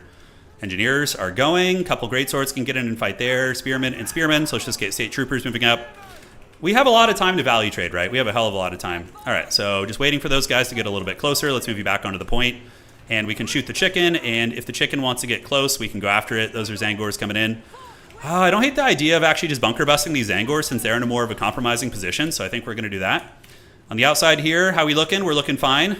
A lot of shooting still going in. We do get the old Buna. The Fate of Boring is our favorite. And now he's probably going to call in Changebringers, but I will have enough magic to do more. So we're going to move you guys in, move you guys back this way. And yeah, the silver bullets, let's just move them up a little bit, get them a better firing arc. And Zangors, we can charge in melee with the wagons. And let's refresh the ammunition, and let's refresh the ammo on these guys too. We're going to need to call in another wagon soon, though. So we're going to get that, put it in control group 4. And those guys were broken off. All right, so you see how our slow push is slowly starting to get there? Like we're getting Tzeentch off the point ever so slowly. They don't have any capture weight over there, but I still probably do need something to hold that. So we're going to send you out there to steal it, and we'll continue value trading. So we're going to go get in melee right here. Yeah, great swords move up. Engineers can get up on the point too, and we can start threatening the capture. And Death Timekeeper is also very much available as well. So big firepower. Wagons might need to roll over there. What is that, a Centaur of Tzeentch? Shrieking Sky Rays, I'm not sure. Yeah, I think we get this middle point right now. That's a dangerous play for that chicken. So we're going to go ahead and get everybody in guard mode, have you shoot here. We're going to get there, and we're going to do a Spirit Leech on you. We're going to get the silver bullets to start shooting at you as well and call you guys in. Unsummon you guys. We have Furies in the mix, so Furies are going to be a bit of a problem, so we need to go charge them in melee here. And we do get his chicken pretty low. We actually are able to butter that thing's bread a little bit. Yeah, let's go ahead and nail it there. Do this. Spearmen are going to head over that way. And War Wagons are going to try and get rid of these guys. It's not going to be easy. Let's get some free company in there. Engineers are still back, and Elspeth is still bullying the big goose. She is. She's chasing it. All right. How are the engineers looking, by the way? Yeah, they're trying their best. All right, so we're going to get some Black Rose Knights to come down there and see if they can maybe help stabilize this. Although, Black Rose Knights against those units don't feel good. Maybe we just keep playing this side. We're kind of running out of time a little bit, though, even though we are doing decently in terms of progressive value trading. My opponent's build is a much better build than what we faced last game. So that's scary. So we're going to go ahead and try and snipe the big chicken. We got all our firepower on it, including the wagons. So the wagons are going to hunt the big goose. Oh, he didn't capture that objective. That's a huge win for me. That's huge. All right. So keep chasing, keep chasing. Yeah, we're going to keep going after you. State Troopers at the ready, General. Let's get the Great Swords to go right here, and let's get the Black Rose Knights to peel those guys off real quick and shoot here. We get another one, and Engineers are doing it. So that chicken is basically going to be banished from the battle for a hot minute, right? He's going to be banished. All right, so let's restock ammunition. And this point is coming into our favor. So let's park you guys on the objective there. My opponent did not take the outside point there. Black Rose Knights will not love fighting this fight, but they're not going to hate it either. They can definitely, stand and bang here. So we're going to get you guys back. Wagons are threatening to steal the point. Let's get Elspeth in there. We can pop her Dark Walker ability. And the State Trooper tied with the wagons are doing it. All right, so let's get another one of you coming up. We want to start shooting at these guys. We do have a Spirit Leech. I'm thinking I'm going to overcast Spirit Leech from downtown and hit that if we can. Retreat you back. Wagons are in a bit of a precarious position, and we do manage to steal the objective, so that's great. All right, so wagons, though, are very low. Yeah, Black Rose Knights and Engineers. Probably going to need to get you guys in melee. We do get the overcasted Spirit Leech there, which is nice. And now we have the objective, so we're not hemorrhaging points. But I think, what is that out there? That's a Spearman unit? All right, we're going to get more Black Rose because we don't really have a lot to call in because we're not losing a ton. But yeah, we're trying. All right, let's get you guys up on the point. That chicken is going to die to my next overcasted Spirit Leech potentially. Let's get Silver Bullets to start training in and shooting here. All right, do we manage to stabilize it? We do not. Feels bad. All right, so here, I think I'm going to need the Black Rose Knights to go down there and stabilize that point. I cannot afford to lose an objective. I straight up cannot. I am very ahead on value trading, but I need to finish off the big goose to really make it happen. Engineers can replenish the ammo of one of the wagons here, so let's do that. They're running and shooting, and we can shoot the Sky Rays, so we do manage to break open that position, so that's outstanding. All right.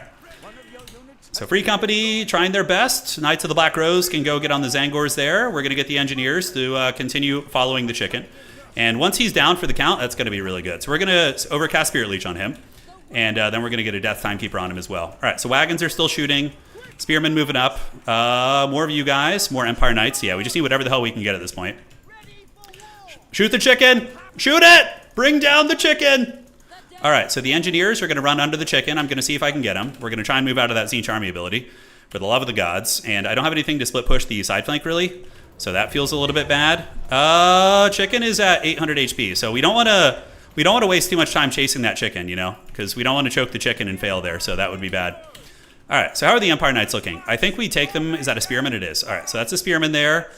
Elspeth and the Engineers are doing their business. The chicken is just... Dude, these chickens this game will just not break. I swear to God. They are just unholy linebackers.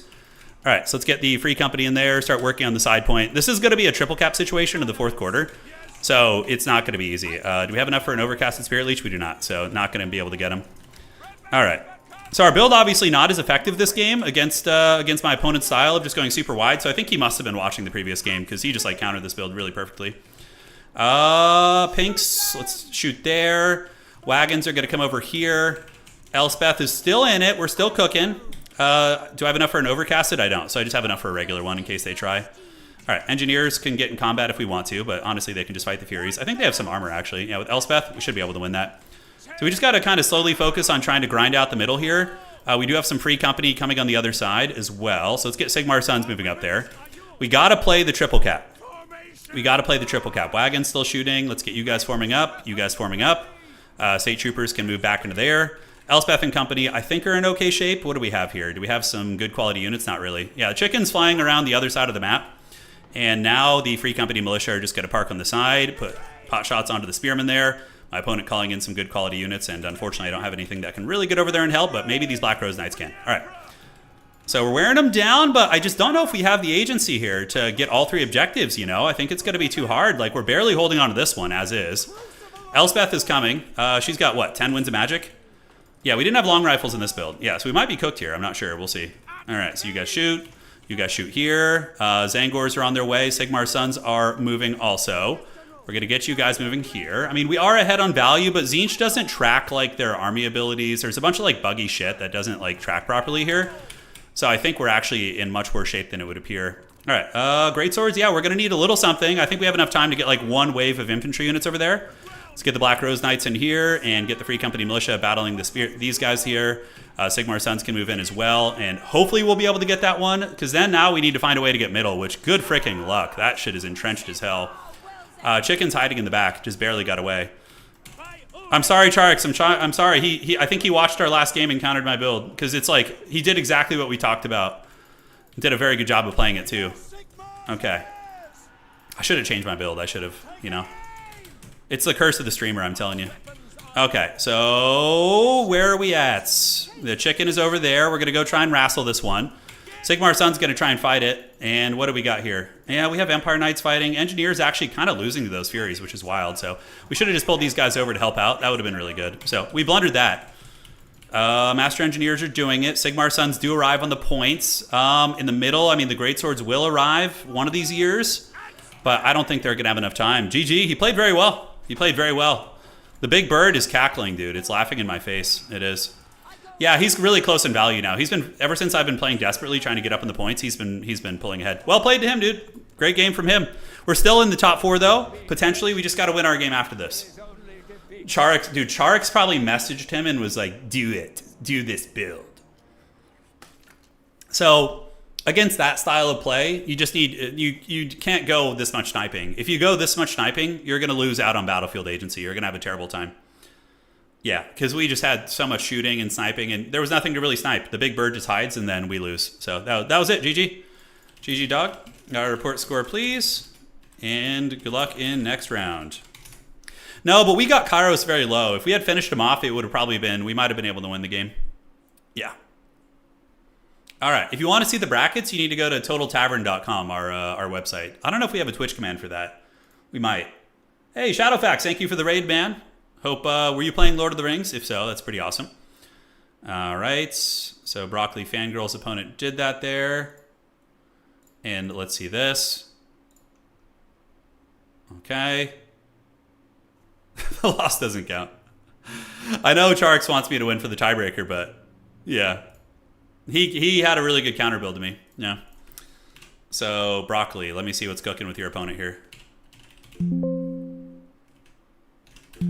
Are you even in the tournament? There you are. Okay, so Spotify dropped? Okay. Age of the Rings? Yeah, sometime in the next few days, Shadowfax. I love Age of the Ring. It's so addictive. All right, so we're going to drop your opponent there. There you go, Broccoli, so you get the win. And we really need to win our next game. Otherwise, we have no chance of making it to the finals. Our tiebreaker score is very good because Charix is cleaning up.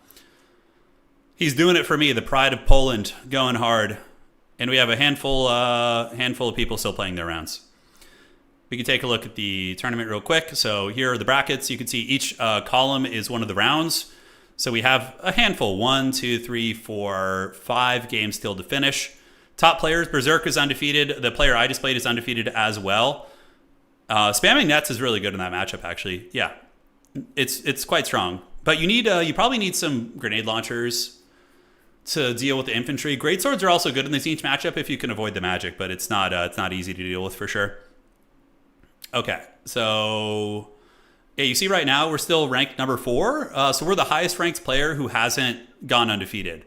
So if we win our next round against a solid opponent, then we can make top 4, which will be very fun. Berserk, I'm not sure what he's playing, actually. I can go check real quick. Let's see. Berserk. He is playing Khorne. He's playing Khorne. That's not good. He's on his main faction. Yeah. One of Tzeentch's schemes is doctoring the value tracker to make your opponents think they're ahead. It's so true, because Tzeentch, it doesn't track their army abilities or anything. So, like, sometimes you think you're beating Tzeentch because you look at the value tracker, but it's not the case.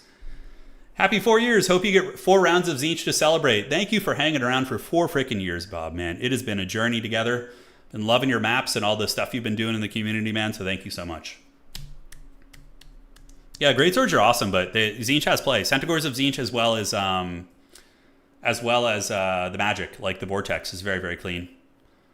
How many factions are there in this game? There are 24 playable factions in competitive. So if you're playing in a tournament, you have access to every single one of these factions. That's what makes Total War such a crazy competitive RTS game, is the knowledge. Like, I know every single unit on every single roster and more or less what they do. That gives you a huge advantage in competitive play, obviously. But that's one of the biggest things to learn is like, oh my, and they're big rosters too. It's not like there's like 8 units. Like, you look and this is the greenskins. Like, this is the range of units they have.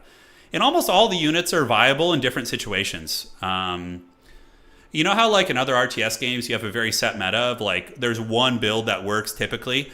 Like with Undead and Warcraft 3, it's like, okay, I'm going to go Crypt Lord, Fast Expand, and just like whatever, and Coil Nova, you know, Statues, Destroyers. It's a very stagnant meta in Warcraft 3 compared to this game. This game's meta is insane. It's bananas. And that's part of what makes it very, very fun. William, 61 months. God damn. Wait, did that say 61 months? Jeez, Louise, William. That's so long. That's so long. The T-Frobbers are OP. That's right. Pone's Forbidden Unit. Crypt Lord is very meta, Zaranoff, in a lot of matchups, yeah. Like, if you watch Happy play, he uses, against, like, humans, he'll use Crypt Lord, Fast Expand.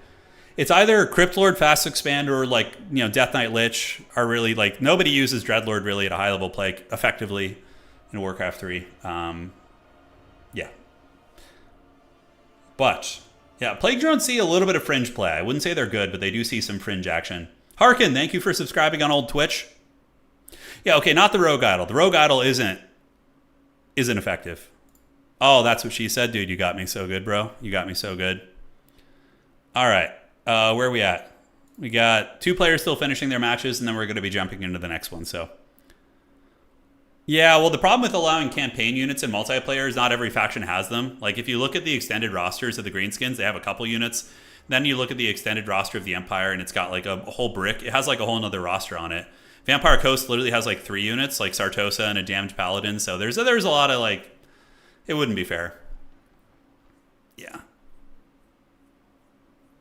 It's all fun, man. Labyrinth plays Dreadlord sometimes. Yeah, but does he win tournaments with it? You know, like you can get far with off meta, like what I did in Grubby's tournament. Like I played off meta Dreadlord, but you eventually run into the hard meta. And it in Warcraft 3, and your opponent has a big advantage over you, right? Like Sing Sing went very meta, and it's just like my weird schemes. Once I found an opponent who could match my micro and exceed it, like it was just. You could do the same thing in this game too, right? You can beat lesser players with off meta builds, but when you run into somebody of equal skill, it's going to be tricky. But the meta is very diverse in this game. Like I'm saying, like you could play Gunline Coast, you could play Melee Coast. I mean, there's going to be more optimal variants, but you can do a lot of different styles of play, which is very, very fun. All right, let's refresh this, see if we're ready for round 4, and see if we make it into the pits. Rogue Idols are terrible. Yeah, they need some big buffs. Like an aura, like a really impactful aura would be nice. Okay, we have Ulrich Rahl and Apostate Prostate playing. Man, Aho, you've watched since Warhammer 1. Holy shit. Sing Sing would be a Dark Lord. He would if you got him playing this game for like a couple months, seriously, he would probably be winning tournaments. Hey, Guts Mob, thank you for resubscribing. I appreciate you, man. Mind if I... yeah, Frost, you would want to message one of our moderators in Discord first before you do that. Message Frost. Yeah, and then he can decide. Yeah, we don't use Wi-Fi. Wi-Fi sucks. Yeah, we use hardwire. We had the internet tech come out and change all of our equipment, and like every like 3 or 4 months, our internet goes out. It was like absolute shit. And then they come and they change our equipment, and then it works again. It's very weird. Yeah. How goes Twitch streaming? It's fun. Yeah. Oh, it's fun, man. I love it. I love just hanging out with the crew. Yeah, Rogue Idol needs some serious milk. Like, what could we do to this thing? So if we look at the Rogue Idol, firstly, make it cost 1,800. And secondly, yeah, I mean, that aura is pretty wimpy. Look at that aura. Look how shit that is. 5 weapon strength and 4 leadership. Like, triple that thing. Give the freaking Rogue Idol, like, 12 leadership and, like, 15 damage. Like, you could triple the stat line on the Spirit of Gork, and it would straight up be, like, probably not even OP. And it'd be fun, because then Greenskins could play, like, a Death Star build around a Rogue Idol and have, like, super high leadership, because they're, like, motivated by the literal avatar of one of their gods, right? I think that would be really, really cool. It needs something. Increase its speed a little bit. Yeah, you could give it like 40 movement speed too and have it like walk a little faster. That would not be terrible. Ulrich, Rawl, and Apostate are playing. Let me message them. Apostate. Let me know when done. Yeah, or it like increases the charge. Oh, what if the Rogue Idol like constantly increased your charge of the Wog? So if you have the Rogue Idol, it like instead of the Wog, like there's a tiny sliver that it builds up every time, and then it increases your Wog generation. What's up, Throg? Yeah, we're in round 4 of the tournament here in a moment. We went 2-1 so far. Really good games, and now we're going to be seeing if we can win our last one here. Giving it ITP like a Grail Reliquary would be awesome. It would. Yeah, it would be. There's lots of there's so much potential for cool shit you could do, right? I know there's often this juxtaposition between campaign buffs and single player and multiplayer, whatever. But I don't think anybody in campaign would care if the Rogue Idol got buffed, like campaign players, you know? I do have a chance of making top 4. Yeah, I have a really good chance actually, because we beat a really strong player, so. Oh, 12 leadership to the whole map is not fair. That's OP. That's really OP. No, definitely not. That's just giving greenskins their goblins would suddenly be like stalwart defenders, which you don't want. Yeah, you don't want. Okay. And there we go. Just waiting on the last game. We have the old Ulrich, Rawl, and Apostate Prostate playing it out. Everybody else is done for the round. Currently... Oh, we actually... Yeah, so we really got to win this next one. Our tiebreaker score is really strong. We have 6 points. Because both of our tiebreaker players, I think, are winning their games. So that's quite good. I'm playing Empire today. Yeah, I'm one of my favorite factions. All right. Primary game here. Looks all right. There we go. Pepperidge Farm remembers. Yes. I like to play this game PvP. Sometimes do you have a league or something? Yeah, Throg, join our Discord, man. Do we have any mods in Twitch? You could drop a link for our boy Throg. We have an entire community, man. We have active tournaments. I'm thinking of setting up I want to set up a series of ladder bots in our Discord for a bunch of different games we cover. So do one for Lord of the Rings and one for Warhammer and be more active with it. Yeah, I have some fun ideas for that. Yeah, the Rogue Idol just doesn't kill anything. It just doesn't seem to do any damage, and it's really slow, and the rate at which it turns is just so haggard. That thing is just slow-mo. No, some of the top 4 don't need to lose their games, Walnuts. No, let me show you how this will work out, all right? So, let me refresh this real quick. There we go. Rogue Idols are terrible. They're one of the worst units in the game. Greater Demons are really good. I mean, the Great Unclean one is amazing. The Exalted Great Unclean one, the Exalted... Oh, you're talking about regular Greater Demons? Yeah. Let me know. But anyways, so next round. Here's the thing. Next round, all these undefeated players are going to get matched against each other. So Berserk is going to play Chris. Alexander's going to play Stegadon, okay? And then only 2 of them are going to win. So there's going to be a couple people that remain on 3 Swiss points.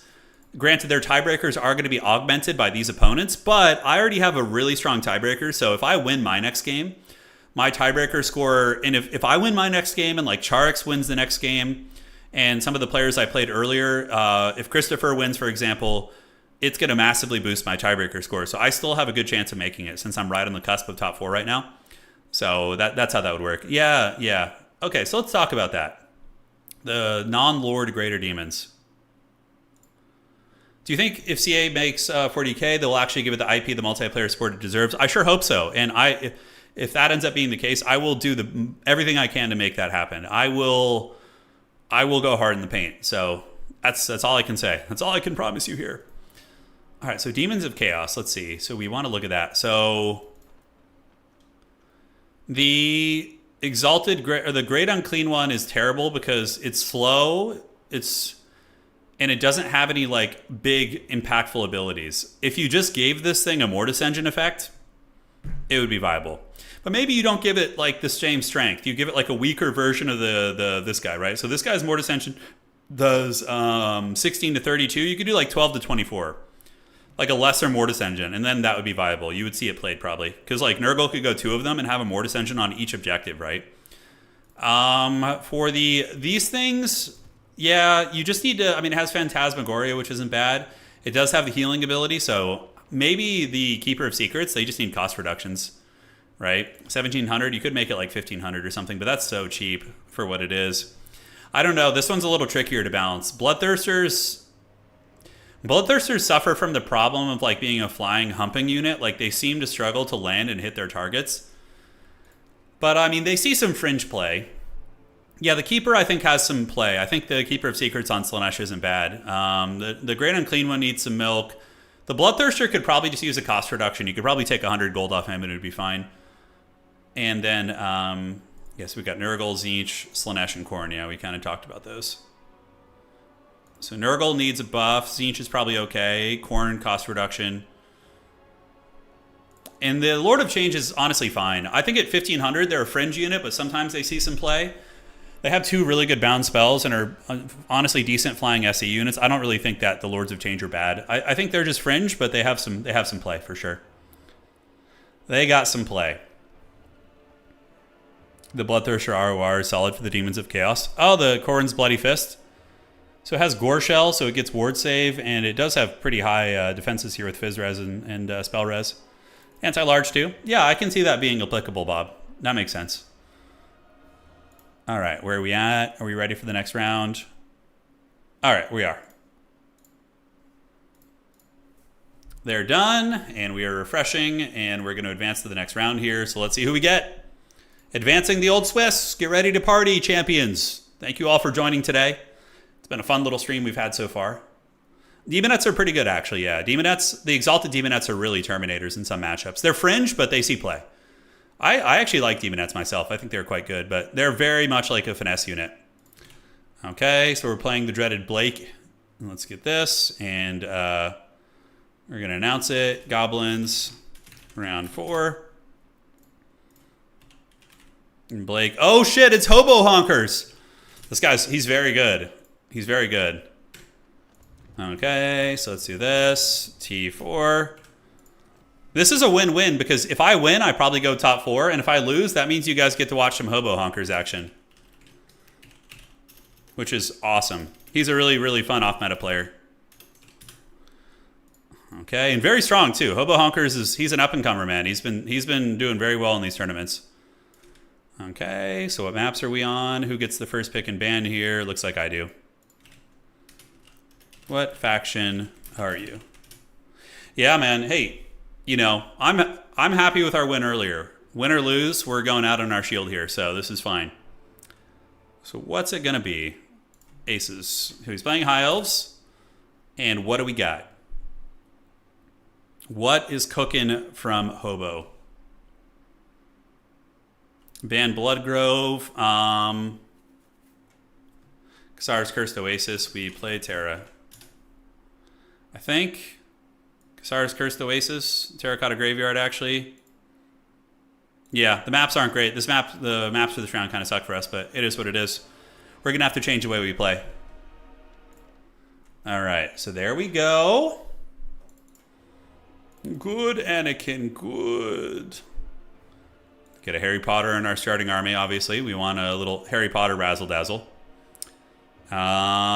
Yes, so the mage is there. We're playing against High Elves, which is a fun matchup. A little bit rusty on it, but I think I have some ideas of how to win this.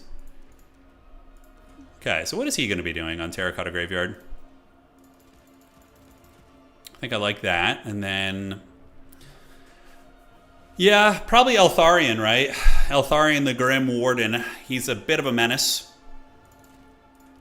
We got the coolness, though, guys. You prepare yourselves. Okay, it looks fun. Teclis incoming. Oh god, is the dreaded Peckless going to come for us? It is I, Peckless. He's a very good fighter. Teclis is great. He's solid. He's got healing. He's got nets. He's got like tons of great utility. He does indeed. All right, so is there anything else we want to get on this man? Not really. I mean, that's actually not terrible. So maybe we find a way to get this. Yeah, that'll do, Pig. That'll do. Which range unit benefits the most from Hand of Glory? Like, units like Sisters of Avalorn are the ones that benefit really well from that, yeah. They're pretty nasty. Speaking of, that kind of reminds me of, like, shit I got to deal with here.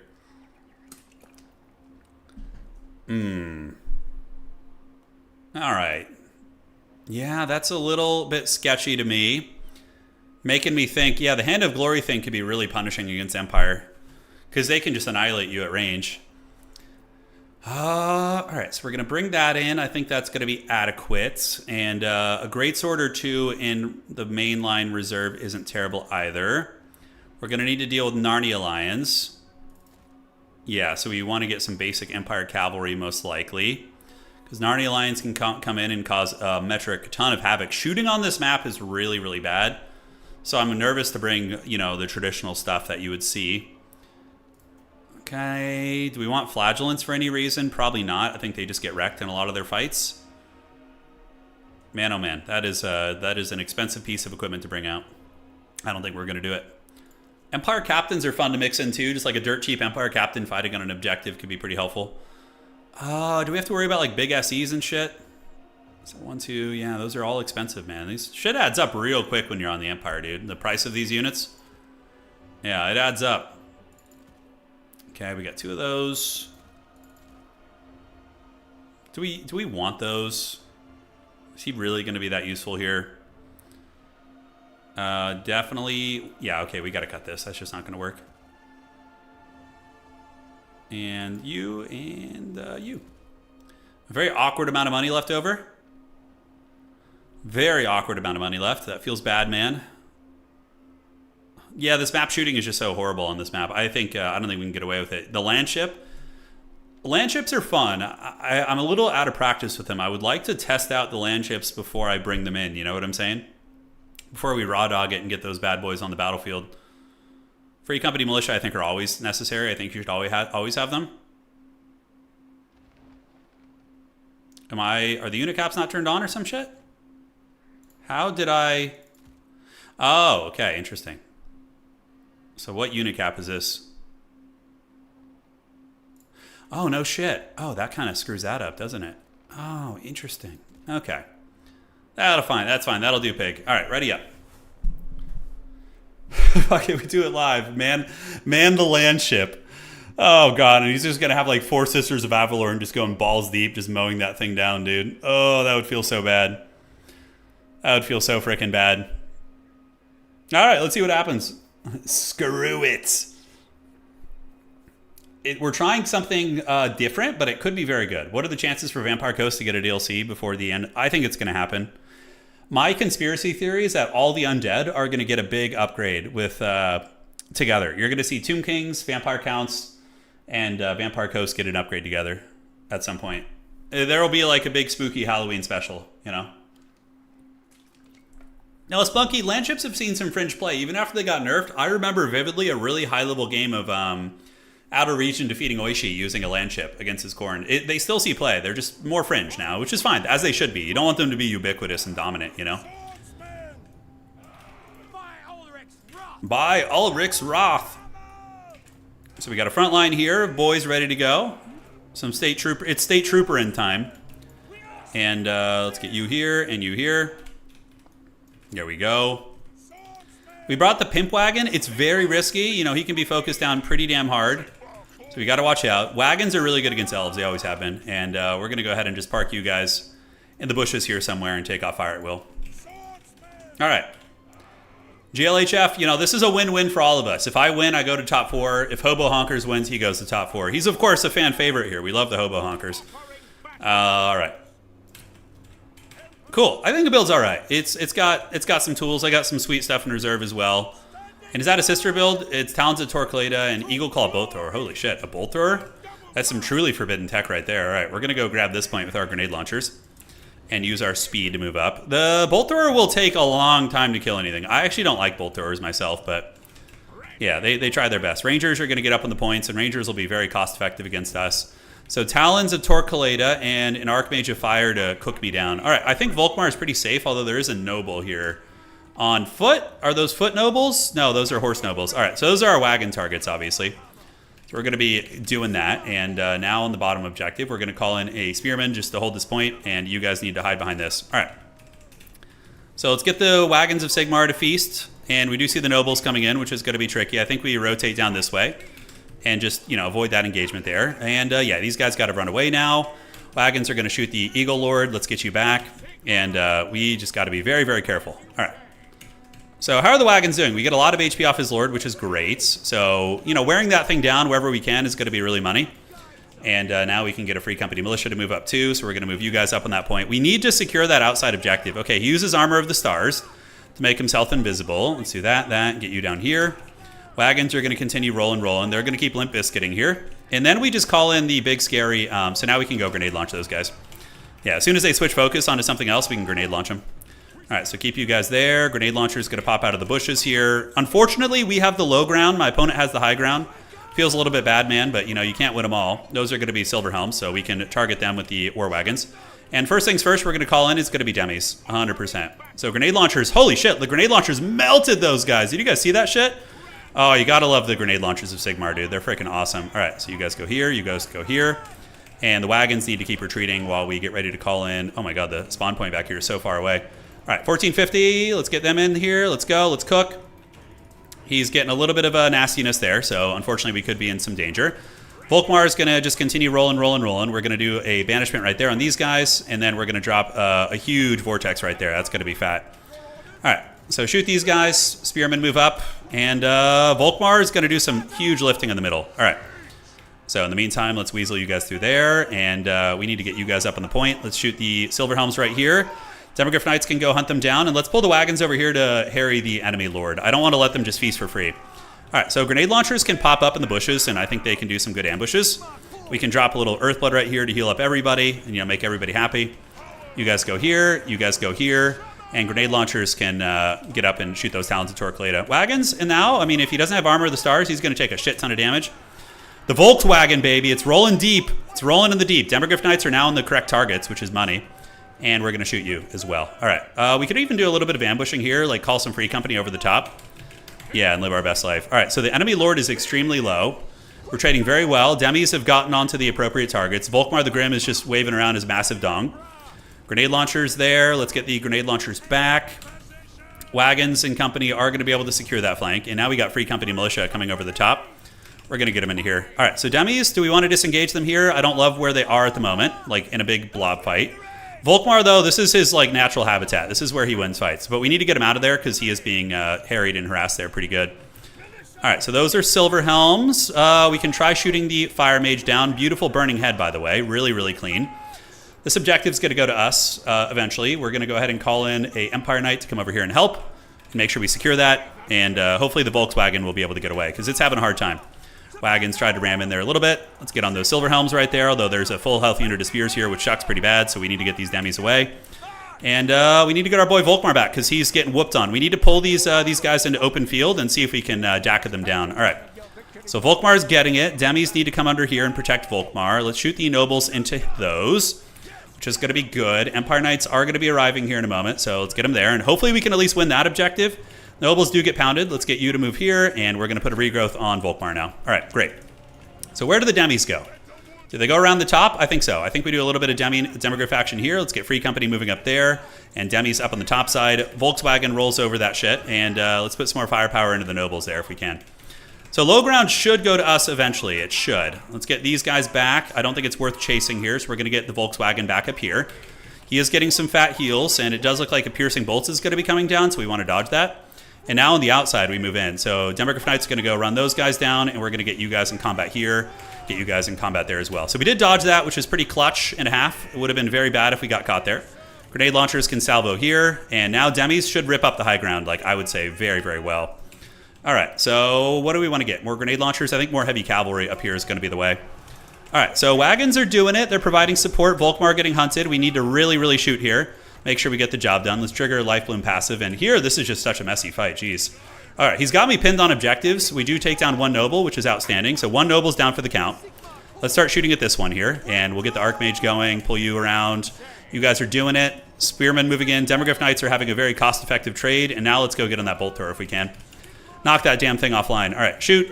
Jade Wizard needs to run away. I mean, this game's very close, but he is cackling on objectives a little bit harder than we are. So we are in some trouble with the dreaded Volkmar. All right, so Empire Cav going to get in. His Lord is extremely low, too. There's a chance I might be able to maneuver over here and punish his Lord. Demogryph Knights need to get back. We need to get a big old regrowth on them, so we're going to do a regrowth and heal up the Demogryph Knights because they still have a lot of fight left in them. Empire Knights able to get in there. Let's get on the Talons of Torquilada, pull you guys back, and Wagons, just shoot the Noble. Let's get you in combat here. We do get the heal on the Demogryphs, and now they can turn and fight those Silver Helms. How's it looking down here? A little bit messy, but maybe something we can work with. Where the hell did his Lord go, by the way? I don't know. Did we kill his Lord, or did he just like disappear into the Shadow Realm? We have all these like archers and weapons teams like tied down and shit, which is huge. And the War Wagons are still doing great work. So we're going to maneuver, see if we can get this point. And keep these grenade launchers online, move you guys up, and we're going to get another Spearman moving up towards the middle. Okay. So the enemy Lord is over there. The Volkswagen is going to do some work, so we'll do a little bit of banishment, get the demis to head these guys off. And we do manage to kill a lot there. That was really big. And now if we can get the Lord here up in the sky, that's going to be pretty huge and give us an avenue to get back in this game, I would say. Low ground, anything here? Do we want to do some grenades? Sure, why not? We could micro some grenades and hopefully get something here. His Lord is at, like, literally no HP. All right, so we clear this objective. Very good. Those are Reavers. Let's get you guys in here. You guys charge here. A couple swordsmen are still chilling, and we haven't actually gotten this objective yet, so we need to come back and make sure we secure this. We still have time to work with, absolutely. So the enemy Lord is broken and running off the edge of the battlefield. Empire Heavy Cavalry able to saturate in and run down some of these Rangers in the middle in company, and now we have you guys. Let's move you back up. Demogryphs trading like absolute gigachads, and we need a banishment right here to banish these foul spearmen back to the warp from whence they came. Unfortunately, his mage did come back, so that feels bad. We have a free archer unit we can go run down over here, and grenade launchers are just wrecking these Rangers, and you guys are wrecking these guys. Let's get swordsmen coming in and do that. All right. Maybe we'll be able to get that point. Archers going to get run over. Demogryph Knights doing great work. Volkmar did banish those foul heretics, and now the wagons are going to get in melee, and oh, we actually need to snipe this guy. Yeah, that's way more important. We need to get that damn Noble offline, so then Volkmar can just feast. Without the Noble, Volkmar just counters like most of my opponent's army. All right, so his Lord is on the run. We do have that. He calls in something. Oh, just Rangers. That's great. So we can handle that. And just keep getting this Noble down. We need to get the focus fire, make sure they're in guard mode so they obey the orders a little bit better. And yeah, we're in the process of getting this objective. Let's run you away. Those are what? The Fireborn. Holy shit. Okay, we need to just run them to the back of the map, straight up. Just like take them to the Shadow Realm, guys. Take them to the Matthews Ridge, Limp Bizkit style. All right. Let's get you guys there. Empire Knights still feasting. Demogryph Knights can also run in and hit you. Let's get a big heal right there on those boys. And Fireborn are going to go where is the question. Let's get these guys to fight the Rangers, fight here. And then we need to get another Demi out to fight the Fireborn. That's going to be the play. So Volkmar is going to do it here. He'll probably win this little fight. The Noble is getting broken. The Demogryph Knight's able to really give him the dirty. So we got you guys coming, you guys coming. Grenades are doing massive damage back here. We did manage to get those archers offline as well, which is very good.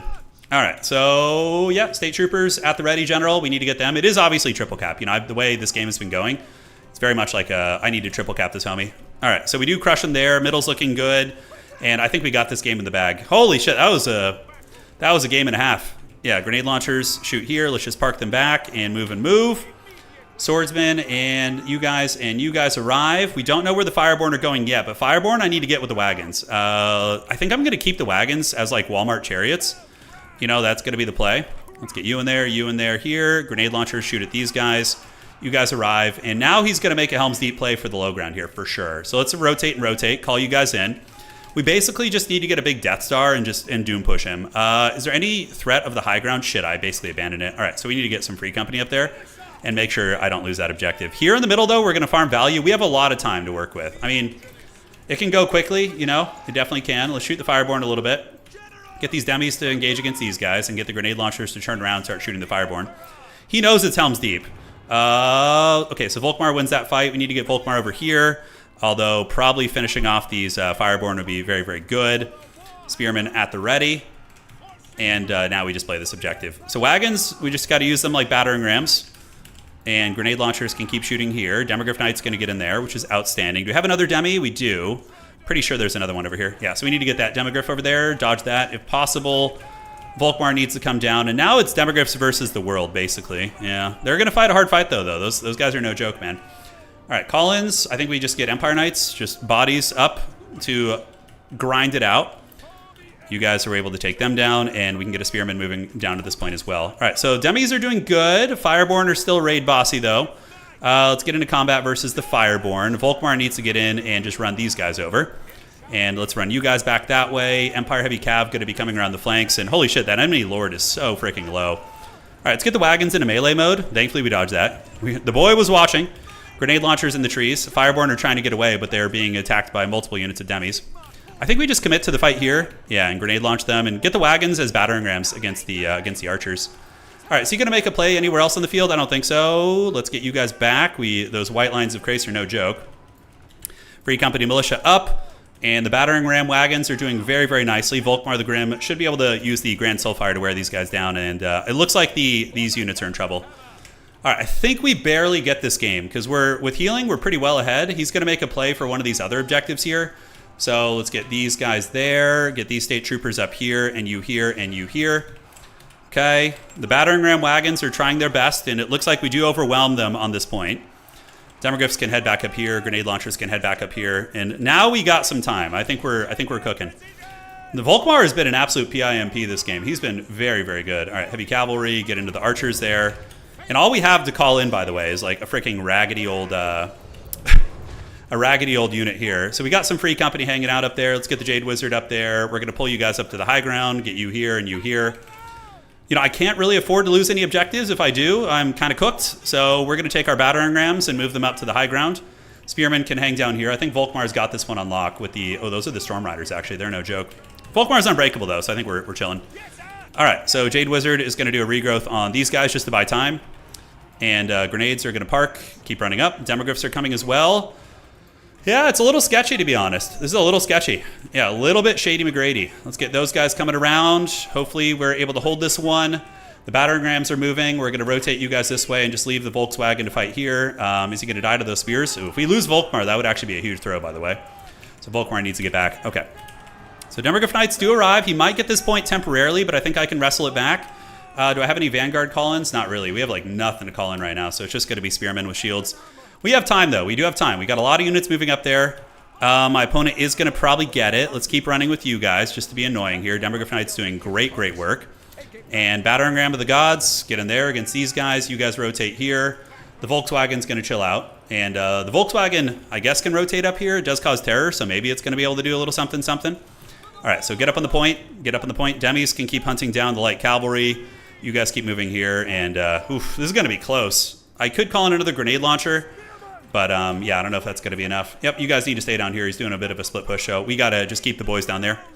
That's a big part of domination is, like, partitioning your resources, you know? Like, okay, I know I need these many units here and these many units here. We're going to call in a big Demogryph up here and just pay the premium for it because we don't have time. So they're going to go there. All right. So can Volkswagen hold this point? We got Spearmen. We're going to get in. He's very low. If he dies, I'm actually legit in big danger. So we need to go ahead and call in a grenade launcher down there in a moment.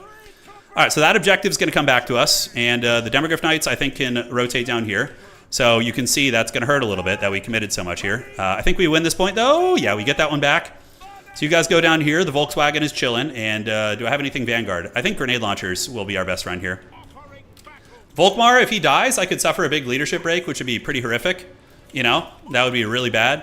So he's low, but I think I just need Vanguard capture weight here, or do I just play the long game? I think we play the long game, I guess. Okay, so you guys are coming. Let's get up there. Volkmar is sitting at 533 HP. We're going to get you guys in. You guys over here. Demogryphs are coming down to the low ground to try and roll on that. Let's get you guys there. And the Volkswagen, we got to try and keep his capture weight on there, right? We got to try and do it. So this is basically my opponent's last hoorah here, I think. It's their last hoorah. Let's drop a big lifeblood down there to trigger the big army-wide healing. Demogryphs can move up and hold this. And now the Volkswagen, he's at how much HP? 511? Ay. All right, Demogryph Knight's going to be on the point in a moment. Swordsman going to be on the moment. We have like a minute or so once the... Can we get behind the pillar? All right, we're just trying to maintain capture weight, and we are occupying a lot of his firepower there. Swordsmen have arrived, and we should get the capture weight here in a moment. And Volkmar needs to just hide in the trees, because if he dies, we're cooked. All right, Demis have arrived here. We're going to go ahead and do a little regrowth on them just to kind of get as much HP as we possibly can. Empire Knight needs to come over here too. Okay, we do stabilize the capture weight there. I think we're cooking. Holy shit, this game is so close. All right, so the Empire needs to go up here, I think. No, I think we got it. There's a healthy Demi there. Okay. Holy shit, that game was close. Yeah, Volkmar's healing capped. I can't afford to lose him too. Yeah, we managed to break him off that objective. The Giga Chad Sigmarites versus the Virgin Elves here. All right, let's move up. Get that capture weight coming there. The middle is vulnerable. He could do a rotate down to it. We have the battering rams. And here we're able to stabilize that point as well. I brought Sunmaker in case he did the big artillery build. Yeah, this guy, Hobo's really good though, man. He's very strong. We've been playing absolute killers today. All right, let's run back. Demogryph Knight's able to clean up here, holding it down. Let's get you behind the spears. Oh, and the Volkmar remains. Let's get the wagons. Volkmar can go up there. There's no archers, so we can actually make a difference. We're going to get those heavy cavalry to zip up there. I think at this point I can win on 2, if I'm not mistaken, so I think we're comfortable. So just fast cab is all I call out here. And he has some capture weight coming in. The wagons will serve as valiant battering rams. And do we have any healing? We do not. Okay. So no healing. Volkmar's going to come over there. Any Vanguard calling? Grenade launchers would, of course, be good. Yeah, I win on just 2 now. So now I don't need to panic as much. I can just kind of like play the 2 objectives here. Let's move you guys to the middle. Grenade launchers can chase you. And we can finally chill out. All right, so we're going to go here. Hustle down there. Looks like we did stabilize that. Demogryph Knight's going to have a really good time here. Noble's coming for us, but Demis will probably be able to win this. We're going to run Volkmar into the trees. My opponent did call in another Noble to try and deal with it. Okay. Hold. Dude, every game today has just been a fearsome cockfight to hold. It's been great. Yeah, I think we win this fight eventually, although no, they're going to wrestle that one. Volkmar is on the run. He's at 50 HP. Will the Volkmar remain? I don't know if he will. Find out today. Wagon or heavy cavalry. Probably heavy cavalry. All right, so we're going to get the cav coming out. We're going to secure this objective. We managed to wrestle those guys off. Volkmar with 50 HP. He's like, I didn't hear no bell. I didn't hear no bell. Dude, I was so close to losing this game like a couple times. If he had just wrestled one of those objectives, it would have been super, super tough. All right, let's get the demis. Oh, Volkmar lives. Oh. That was a great game, though. That was really fun. Holy shit. Well, we got it. Sniping his lord was probably a big variable there, wearing down the leadership. Wagons did good, 1,600, 1,200, and 15. And the Demogryph Knights are awesome, too. 2,900 value and 15. Volkmar the Grim, he tanked it, you know. Well played, dude. Hobo's awesome, dude. You know, great sense of humor there. So that was fun. All right. GG, well played. So we'll see if we can make top 4. Oh, we have Anticity here. He's sitting atop his throne of skulls, waiting for the grand finals on July 5th coming up, which is going to be uber fun. Very hyped to see who's going to be our next world champion, basically. Yeah. Earned that top 4 through grit and valor. Yeah, the Charx game, I feel like we still might not make top 4. It depends. It depends. All right, so 1 in here. We're going to see if we get it. I would not like to play Charx again because I feel like I caught him off guard with a build and he would just crush me if we played again, but you never know. And that's going to be Blake, and he was on High Elves. Okay. Here we go. Love to see another Empire stream from you. The first video that brought me to your ladder was a ladder match with the Empire. Oh, War Wagons are like a goated unit. They're so good. Yeah, they're so freaking good. Okay, let's refresh this and see what it's going to be. No rematch. Let's see if I even make top 4, though. Okay, right now I'm pretty rock hard in top 4. I'm the number 2 spot, but there's still a lot of games that haven't finished. I did win, boy. Yeah, we just barely won it. It was super close. And now we just got to see what's cooking. That's some good H2O right there, man. Got to stay hydrated. These dreaded 90-degree summers, 100 degrees. Well, it's not too bad today, to be fair. Can I get a Village Corn exhibition game? Are you saying you want somebody to turn into Village? Or turn into... Wait, you want Village and Corn? You want Zinch and Corn? Is that what you're saying? Yeah, Bolt Thrower got 400 value, and I did shut it down in the mid-game, so it would have probably paid for itself had it been able to stay online. That map isn't really good for shooting except mobile shooting. Wagons can reposition and get line of sight. Otherwise, that map is pretty terrible for shooting. Oh, War Wagons are really good against Corn. Yeah, they're really good. All right, so I think we're in top 4, which is awesome considering the level of competition today. We'll take a look at the tourney right now. Yeah, High Elf and Dark Elf bolt throwers are so freaking terrible. I think they're really bad. You know what? Maybe I'll make a video on terrible units, and we'll try and get them some love. Oh, 62 degrees in Anchorage, Alaska. That does sound nice. Okay. So right now, Alexander's undefeated. I'm 3-1 with really strong tiebreaker because Charix is such a Chad. He was able to win all of his games aside from the one we played. But since I have the tiebreaker advantage, we'll be going on. Christopher, that is the Zinch player I played. Probably going to get there. He just lost, I think, to Alexander. So Christopher is likely guaranteed a spot, as is myself. Although I think there's another undefeated match being played. Let me look. Berserk and Snipe with Stegadon. Yeah, so that's going to be deciding if whoever wins between Stegadon and Berserk will be top 4. So it looks like it's going to be... I don't know what Alexander's playing. Does anybody know what they're playing? Oh, dude, I've seen Inticity crush with War Wagons. Yeah, that's right. It's right up his alley. It's mobile, like really, really strong. It's great. Europe is really hot this week. Yeah, I've heard. And you know what's funny about a lot of places that historically were colder is they don't have air conditioning. So when the heat waves come in like the UK and stuff, they just get roasted. I've seen pictures of like people like making swimming pools out of like trash cans and shit. I know that's probably a meme and doesn't happen on the regular, but because we have like really good air conditioning infrastructure here in California, so at least it's not that bad when it comes around. But yeah, cool. So just waiting, refreshing here. I think there's just legit this game still to finish. So the top 4 is okay. We have Vampire Coast making top 4, by the way, too. So somebody wanted to know how to play Vampire Coast. You are going to see them today, unless I don't play against them. Yeah, we'll find out. You know what? Maybe I could cast the other side and then play my game just to give you guys more games. Do you like that idea? So I could cast the other side. It's awful here in northern Delaware, just one big marsh. Oh, dude. Humid weather. Humid weather is just suffering and a half, man. All hail the mighty, they're rising from the deeps. With crooked sails and incredible tales, we're calling in the seas. Dude, they're so cool, man. Vampire Coast has like some of the best aesthetic in all of the old world. It's so good. Anticity appears as soon as Coast is mentioned. Yeah. All right. Oishi is not playing today, no. He'll be playing in the Grand Championship, assuming he makes top 4 on next Saturday. Anticity streamed his round of 16 game today, so that technically was part of my upcoming championship. So if you guys want to check that out on his channel, make sure to do that. Looked like a fun series when I tuned in. We're evaluating every option. We're not sure where we're going to move yet, but we're looking at a bunch of places. We have to pull the trigger in the next couple months, though, because our lease is giving up, and they're raising the rent is just going to be raised to a point that isn't really affordable. So, evil landlords, evil. Although they're very nice, but you know they're going to pinch every penny they can out of us.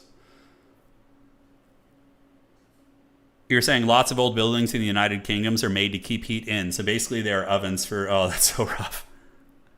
That's rough.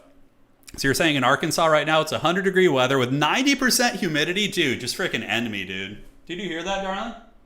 Yeah. 100 degrees with 90% humidity. Yeah, just throw me out in the trash, dude. That's what, okay, let me see. I'm going to see what the humidity is where I am.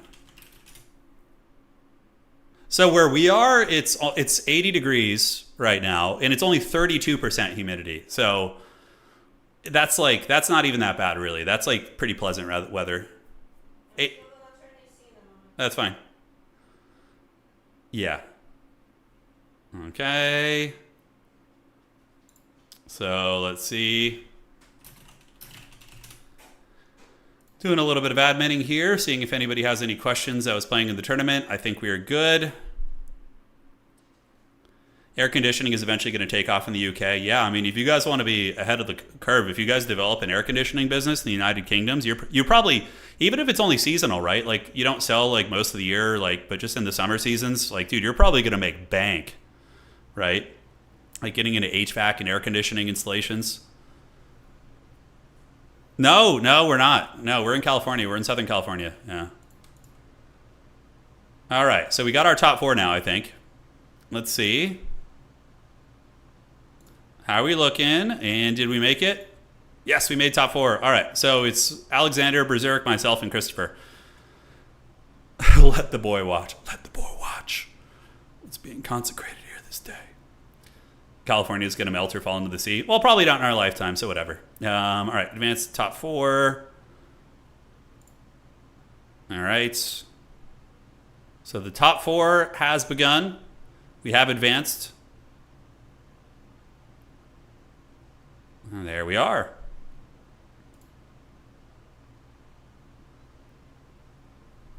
So top 4 time. I would like to play Vampire Coast. I probably prefer that. Okay, we're playing Berserk. Shit.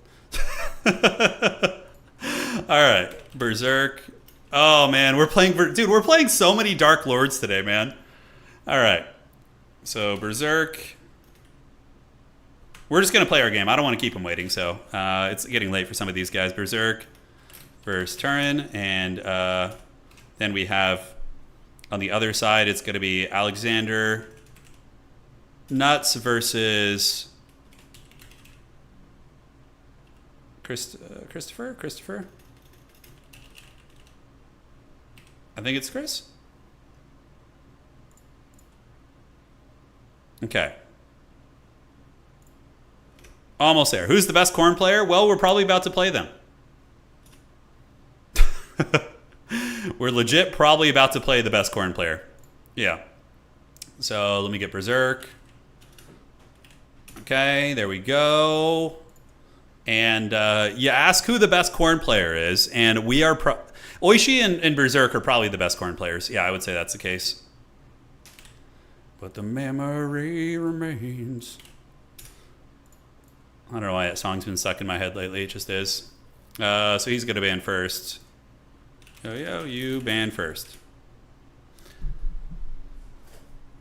You take notes. Yeah, we'll see if we can beat him. I mean, Charix is probably a stronger player, a higher, like a little bit higher level. I mean, Berserk's very high level too, but him and Charix are both kind of probably in similar categories.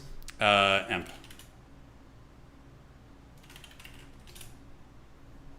So Empire versus Corn. I'm not sure what to do here. Milk for the corn flanks, yeah.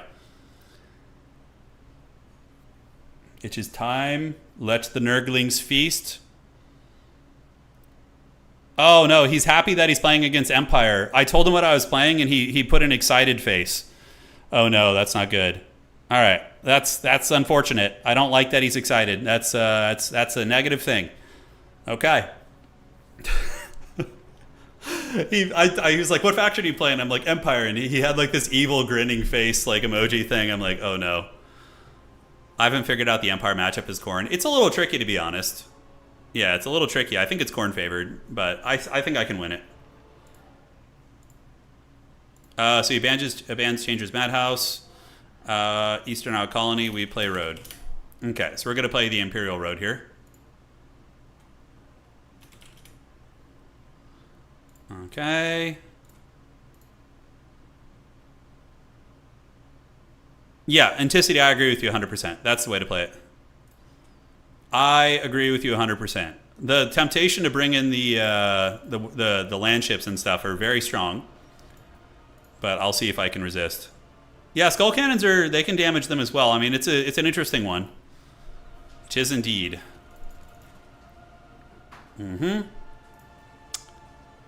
All right, so grenade launchers are quite good in this matchup. I think they're solid. Huh. But the memory remains. Heaven reeks old cigarettes. The dread land shipping. I know you dirty dogs want it bad. I know you want it. Do we cut this? We can keep that. That's kind of cool. I'm trying something different, but potentially very good. Yes. Okay, so let's get you in reserve. Curious how he's going to play this. What sort of forbidden Cornate tech do we have? Please, Mr. Turn, can we have some land ship? Don't make me feel bad for not bringing a meme against one of the best players in the world. Come on, dog. We're trying to get there. I have a reputation as a gatekeeper to uphold, you know? If this man wants to get to the grand finals, that I really do gatekeep these tournaments pretty hard. Like, I always make it to the semi. I've won a couple, but I usually gatekeep in the semifinals. Like, you have to be worthy to advance past me, you know? You must be worthy. All right. It is time. Let the Nurglings feast. Yes. Okay. That looks good. Yeah, Wrathmongers are very scary. They're an incredibly menacing unit. I dread them. They remind me of Warhammer Total War. Yeah, I don't know, man. Shit, this is gonna be hard. I'm trying to figure out what we're gonna cook with here. Trying to figure it out. You hope you see a Chad Thirster? Oh, dude, I'd be so ready for a Bloodthirster. That'd be so sick. Sign me up for that all day, every day. All right, I think we're good. I think we're all right. Yeah, what do we need to worry about here? Minotaurs are a bit of a pain in the butt, but I think I have some answers for them. You know what? I think maybe we cut you and you, and then we get this and this. Yeah, that feels a little bit stronger to me. A little bit stronger. All right. GLHF, let's take him down, boys. Let's take him down. We're going to welcome him to Astalia here real quick. And let's have some fun. Is the bracket somewhere? Inticity is not playing in this tournament. He had a stream earlier. I don't. Did you play, Ant? I saw you playing against Opal Blackbear for your season finals, but yeah. Let me know, Doug. I don't think he's playing today. Skulltaker is super meta. Skulltaker is obscenely strong. You're probably going to see him. Yeah, you're probably going to see Skulltaker. You know what? I actually just had a revelation of something that I think would be better than what I'm doing. So we're going to do this. We're going to do this. Oh, we'd have to change our build. Okay, never mind. I'm just going to stick with my guns. Let's not get too crunk here, in the words of the great Little John. Had a super store. Yeah, you put in a lot of hours, man, and definitely some time off every now and then is much deserved. Oh, nobody's going to use the freaking Skull Crushers and shit, I don't think. I don't think so. Let's see what old Berserk has got cooked up for me. And I think we are all set here. Good, Anakin, good. Dude, Berserk taking his time, dude. He must have some big scheming cooked up here. Yeah, Valkia is definitely annoying. Valkia is just like an obnoxious character in general to deal with. But, you know, even the big Griffin characters can usually fight Valkia. If they have healing, especially, they can fight her. So that is something that you can put on the table here.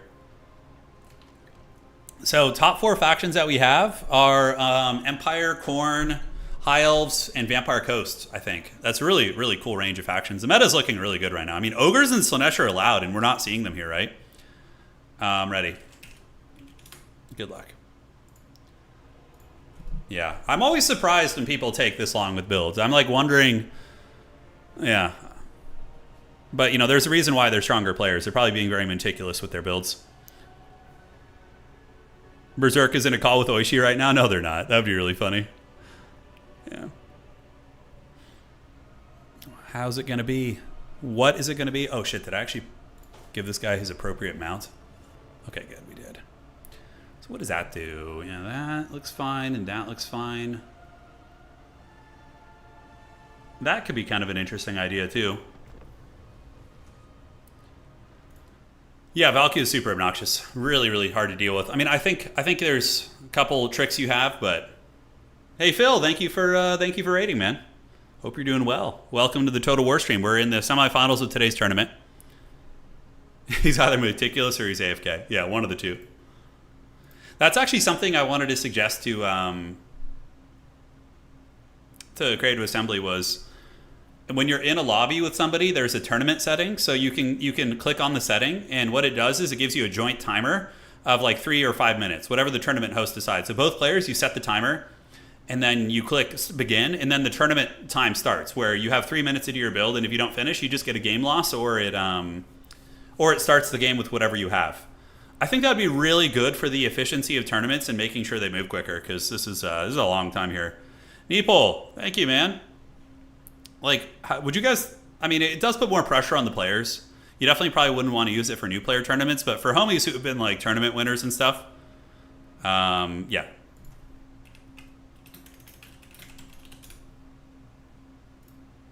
Okay, let's do that. Let's see what's going on. What is it going to be? Yeah, Hellebrand isn't very good. She's seen some fringe play.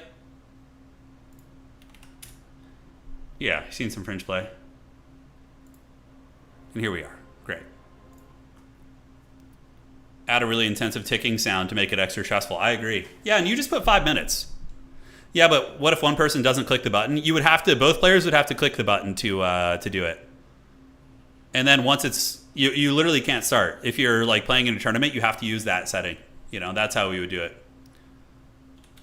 I wish Empire had god powers. Yeah, it'd be cool if you could call down like Sigmar's like blessing or something. You know, that'd be fun to have that.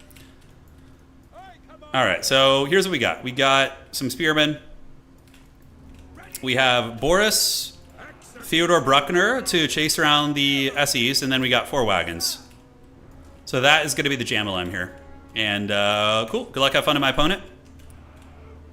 This is going to be a hard one though. If we win this, that's going to be pretty sweet. We'll see what we can do.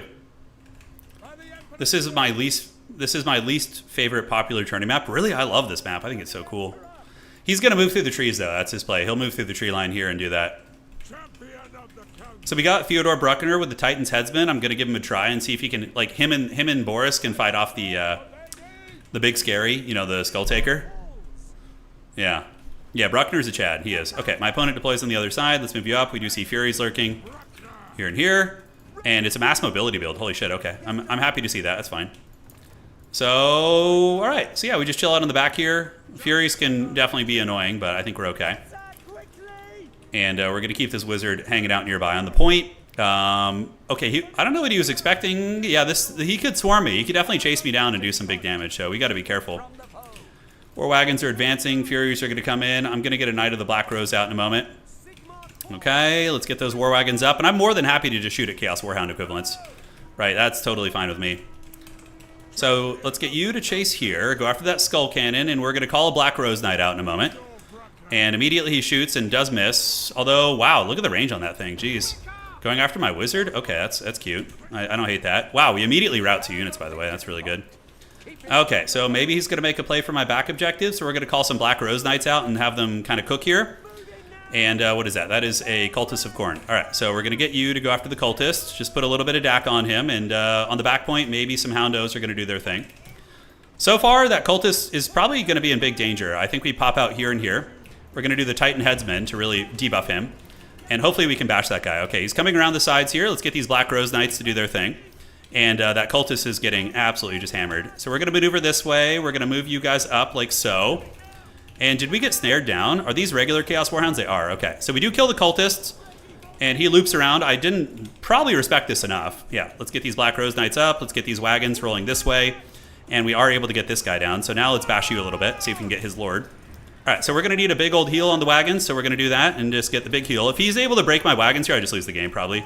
I assume they would be a little bit more resilient to all this, but yeah, the Fleshhounds are actually doing more damage than I would have expected. All right, so the heal's going to be going down. We are up on the Lord. We can now work on that. Okay, so the wagons actually endure reasonably well. So let's do this. Let's get these Black Rose Knights in there, and Theodore Bruckner is going at it, but he's going to need to retreat right now.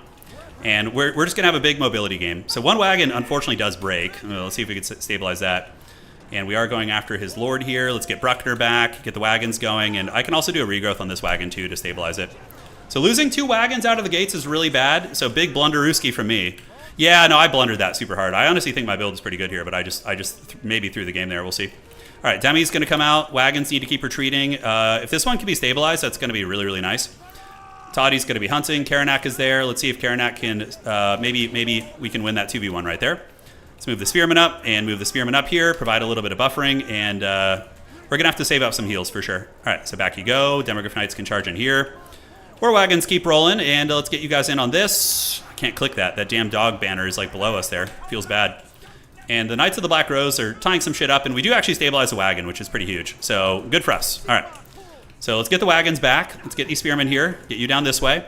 rotate you guys back up. Demograph Knights are feasting pretty well here. Do we want to fight here? Honestly, not a terrible idea. With Toddy and company and some spears moving in, I think we can maybe win that fight. All right, so you guys move. Call the war wagons in. Let's shoot at Karanak right here. Get you guys back. How the hell are those guys getting so tied down? Jeez Louise. All right, so we're going to heal you up. Demograph Knights having a hard fight here, but we do have Toddy. Those Chaos Furies are pretty saucy. Spearmen going to move up and try and get them. And Black Rose Knights will be okay at clearing out like the Hound equivalents and things like that, but, you know, we'll see what happens here. Really sloppy for me, though, man. I shouldn't have. Those wagons should not have been caught. I thought I could get away, but we'll try and make a comeback here for sure. All right, so Hound Summon is active. We're going to get some more of these guys coming, so we'll get the spears down to screen them out. The demis are chasing the Houndos. We can have them just turn and fight these Furies for now. So let's get these wagons up that way. Spearmen are fighting hard. And in the meantime, I can maybe go after the Blood Speaker a little bit. So we're going to do the Titan's Headman, see if we can get a Lord Snipe there. He does charge into spears, which is good for me. And now I'm going to get some big old scaries here. Some Black Rose Knights to come in and help. And do we have any healing for the demis? We do. So I'm going to drop a heal and see if I can maybe stabilize those. I'm not sure. And how is Toddy doing? Yeah, we got a little fight on Karanak, but nothing terribly awesome. We did kind of keep some of our wagon core online. You know, they're still hanging around. So we're going to move to the back point here, and the Black Rose Knights unfortunately got there a little bit late, so it feels bad. But they're good against like all these unit archetypes, so we could just kind of keep chasing there and probably be fine. All right, so Flesh Hounds are back. We're going to get Toddy up in the sky, retreat him back here a little bit. Let's get you on this, and you on this. And do we have any mobility to call out? We don't. But Black Rose Knights do catch their prey, and they are able to get a good engagement there. A couple Black Rose Knights here. We can get them charging into the flank there to help out. And Toddy and the Titan's Headsman maybe can get some work done. We'll see. So we're going to get you guys over here, you guys over here. Spearmen coming in, and the wagon core is, I don't know why they're D-Hawk groups, but they are right now. Move you guys up, and let's get Theodore Bruckner back. Toddy's doing his thing. The other boys are doing really good out here, just feasting at the moment. Sigmar Sons, we can't afford to lose our back point. We really need to hold that. So we need to get Big Man back. I'm going to save up for a regrowth probably. And you're back. You guys are back. Toddy and company, they're doing all right. Yeah, they're doing all right. A couple units did come back there. We're kind of, you know, equalizing the value a little bit, but he does have a big advantage on the objectives, right? So that's where it gets a little bit dodgy for us, and happy to farm those Berserkers all freaking day. Flagellants move up. Despite the blunder in the beginning, I think we might have a small chance here. Toddy able to get the job done, and the Titan Headsman is still alive. Let's get Toddy out of there. Keep the War Wagon shooting, and Spearmen come back down here. Farm and farm and farm. All right, great. So regrowth is coming soon. Black Rose Knights are going to win that fight, yes. And he is fighting on my home objective, which is giving me some good agency for sure. We can take these two characters, go after Karanak maybe, get some spears in there as well. We're going to do the Titan Headsman. Unfortunately, it's on cooldown right now, and we're going to go ahead and regrowth homie here. Did I just misclick that? Feels bad. All right, so we do get the regrowth. Karanak gets a little bit surrounded. That's good. And the Flagellants are coming in. Sigmar Sons are coming in as well. We need to make sure they're on the objective here. And how are we looking? Karanak actually almost dead. So that's a huge pick for us. Let's get in here, pull back the big man, and we're going to get you on this guy and you on this guy as well. All right, so we're going to go ahead and debuff him a little bit. Sigmar Sons are fighting it like Chads, and in the meantime, we can get you guys to go intercept here. And the other Knights of the Black Rose, they should have finished off that unit. Great. So now they can come across here and jump on the Forsaken. Grenade launchers. Although he does have Furies on the field, but I think they're going to be good if he doesn't notice them. So we're going to try and get those guys in. War Wagons need to retreat away. And Titan Headsman, where are you at? He does get snared by some evil business, but he's a pretty good fighter, so I think we should be okay. All right, let's go get on Karanak. Let's pull these wagons back a little bit. We do have the unbreakable units arriving up on the point. I'm going to get those wagons back. We're going to click on you, so let's get you and see if we can finish off old Karanak here. That'd be really nice if we can. Unfortunately, no Titan Headsman, but we do get the charge, and Karanak is going to go down. All right, that's very big. Black Rose Knights did get in there. Any Vanguards we have? We do not, but more Flagellants in, just bodies for Sigmar. Okay, so Karanak is down for the count, I believe. Yeah, he's very low. He's unbreakable because of, he's got the Relentless Rage or whatever the hell it is. Yeah, it's really clean. I love that. All right, pull you back. Furies are still chasing. Thankfully, they're not going after my skirmishers here. And Karanak should be cooked. Yeah, should be cooked. Let's get Theodore Bruckner over there. Let's come in here, get back on the wagon. Yeah, man, if we hadn't blundered those wagons, I think we'd be in good shape. But, you know, against good players, they force you to make blunders with sneaky plays. So shout out to our boy here. What do we want to call in? I brought a cannon to try and mitigate the... Is Karanak still alive at 1 HP? Is that a joke? Is he really still cooking? I don't know, man. I don't know if he is. All right, so Earthblood, we'll get the wagons healed up there. Theodore Bruckner is going to be offline for now. Furies are chasing. What can we possibly call in here? Yeah, we'll just run them over there, run those Furies to the other side. I don't know, because our Black Rose Knights actually lost to those Forsaken, which is crazy. I didn't think that would be the case, but it looks like Theodore did manage to take out Karanak. So we do have that going for us. Let's get on these Hounds over here. Move you guys up on the point. And what is it going to be? Grenades come back here. You guys are starting to capture this. I think we just... Demis aren't even good here, though. I don't have anything that's really good at killing infantry. Like, I probably should have mixed in some greatswords or something like that, but I just don't have anything. So it feels a little bit bad. I mean, flagellants are okay. They'll stand and bang, but, you know, I think we got to unsummon you guys, actually. All right, wagons are rotating. We do have another heal, but I don't think the wagons are... we might be able to stabilize them. Let's see what happens. Flagellants are coming. Grenade launcher is going to shoot into the back. Toddy needs to go after those. Wagon heals were a waste, and now we can call out the Demogryph Knights. Yeah, we're going to need to. All right, Demis can come after the wagon here. Let's get you guys back. Toddy's going to try and fight these guys. Bruckner actually did good. Yeah, throwing the wagons in the beginning, I think, was why we lost. I don't think it was... The build was probably efficient, to be completely honest with you. All right, so grenade launchers turned about. Let's get on the Demis here. I mean, Demis can definitely do okay. Toddy and the Flagellants are going to break some units. Let's unsummon you guys. Try and get a little bit of a refund. It's not going to be much, but we'll take those wins where we can. So those are what? Chaos Warhounds. Do we have anything fast and furious to get over here and help? Grenade launcher, you guys. All right. Do we have any hope of winning on the objective? Toddy is getting some routes here and there, but man, our troop quality sucks. It's very, very low. Against these Coordinate Marauders and stuff, I don't think it's going to work out. Demis are trying. Let's get in front of them. Loop around the outside. Okay, Demogryph Knights just Giga Chatted that pretty hard. Toddy's been a beast, though. He's been very effective. Let's get on the throwing axes. Do we have any chance of ratting this game back? I don't know. I mean, maybe we can re-secure the middle. I feel like in terms of like raw value, the game's probably kind of close, actually. So let's get back here, get on the Demogryph Knights, and you guys form ranks over here. You guys come here. He's just going to use Furies to intercept me there, which hurts, but, you know, it is what it is. He doesn't have a lot on the objective, I guess. There's not a whole lot here. Okay. Looking good. Yeah, breaking that position open. We're going to go ahead and move here, get the grenade launchers doing their thing. Black Rose Knights are for sure going to be our call out there because we need to break that open. And we do have a regrowth, but Toddy's healing cap, so we're just going to regrowth you and get you back here to help against the Furies. Man, I can't believe we haven't broken these guys yet. Okay. So in the middle, yeah, Demi-Chads are doing it. Probably should have regrowth the Demogryph Knights. That would have been the stronger play, but, you know, not the end of the world. Let's get in there and fight them. Pull you guys here. Get the spears to screen out the hounds. Pull you guys to the other side as well. Pretty much GG, yeah. We just took too much damage in the beginning. The Black Rose Knights are good, though. Against what he's doing, like that mass mobility style, it's very, very strong, actually. All right. Yeah, we needed more Empire Knights, too. Like, there's a lot of blunders to my build, which are really showing through. Like, having Empire Knights to just deal with the mobility would have been very, very strong, right? How are the Demis looking? All right, Toddy's coming. Let's go bash this Cultist of Khorne. Spearman able to get her done. Those guys won their fight. We'll play for a moment longer, but I think we're just cooked. Yeah, Khorne is good. Khorne's a good faction. He played very well. I think this game was winnable, though. I think it was winnable. Just a big losing 2 wagons in the beginning and not having enough mobility of our own. We only had 2 Black Rose Knights, which is not enough. GG, well played. Really, really good match on his part. Caught me off guard. I thought I could outmaneuver his mobility, but not the case. GG, well played. So, grand finals is going to be Khorne versus something on the other side. GG, dog. All host finals. And well played to Berserk. Value for us. Wagons did okay considering, but like, see, if we had gotten the extra value from these other 2 wagons that got karate chopped earlier, we're fine. We just need to maybe cut the cannon. My cannon idea was like, I'm going to bring a cannon to shoot his skull cannon, but that's just stupid. I think that we need to get double Empire Knight. So cut the cannon, cut one of these state troopers, and get double Empire Knight. Chef's kiss. GG to him, man. Well played. So we had a good run today. We beat some good players, lost to some good players.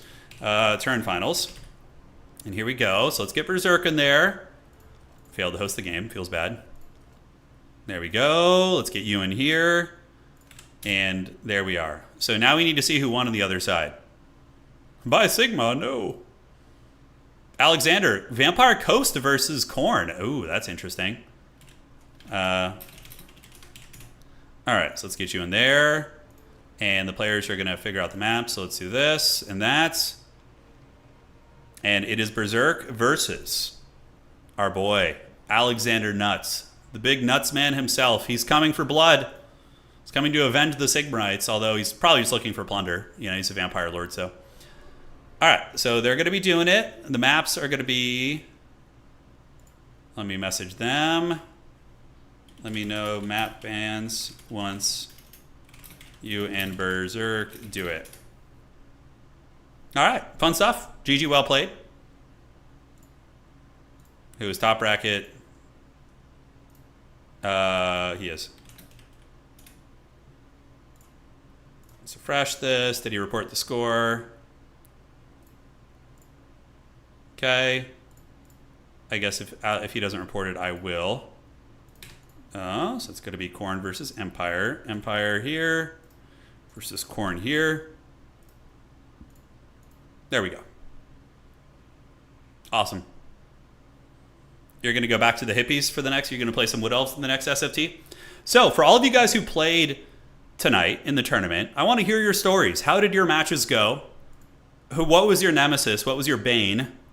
You know, I don't think artillery is good against Corn. Yeah, they're too mobile, Nosy. They're too mobile. It was a scheme, because if he did go wide infantry with a skull cannon and didn't have a mass mobility build, the cannon would have been really wrecked his skull cannon play. But it was a gamble and it didn't pay off. Yeah, so I paid the troll toll, unfortunately. Okay, so these guys are going to do it. And now we just got to wait for them to do their map bans. Pone doesn't play 40k because he hasn't moved out to California yet to hang out with me. He's abandoned me, dude, for the last time. Yeah. I have a friend who can play 40k, but he has like a very young child, so he can only play every couple weeks. He's the man, though, dude. He rules. Shout out to our boy Andrew. All right, so what's it going to be? Alexander Nuts here with Vampire Coast, and we're on the Haunted Vale, so it's going to be Coast versus Corn. And this is the grand finals of today's tournament.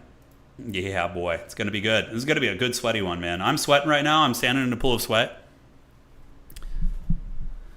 Who do you play as when you can turn? I play Death Guard. I played in a ton of tournaments. When I lived in LA, I was very active in the tournament scene there.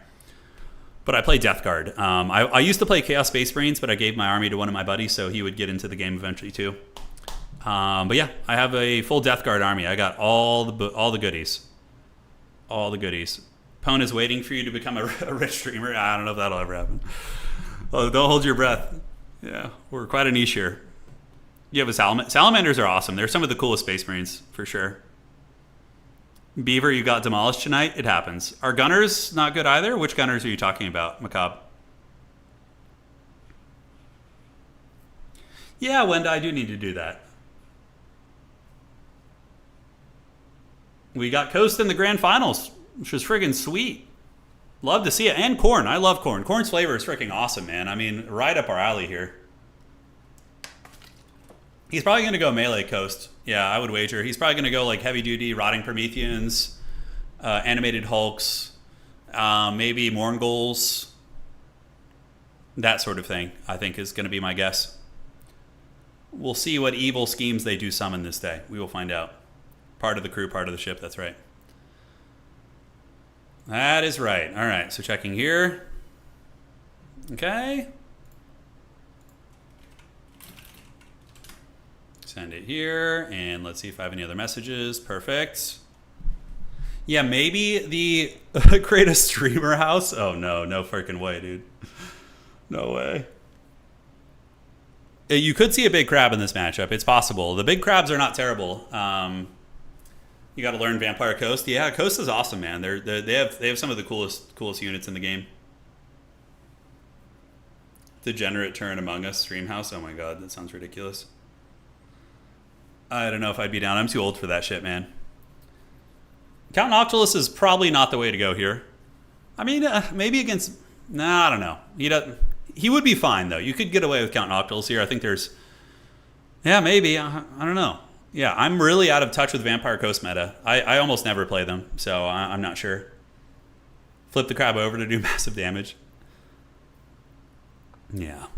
Big old scary crabs. Do you think you would have a bigger... probably Aether Wolf, yeah, but it also is just the region I live in. I live in a relatively rural town, so it's... there's a lot of Magic card nerds here. Like, I can find... If I really push it, I can find people playing Commander. And we got local game stores within 45 minutes where you could play, like, Modern and Commander Nights and things like that, but, yeah. I don't know, Pork Chops. We'll see. We'll see.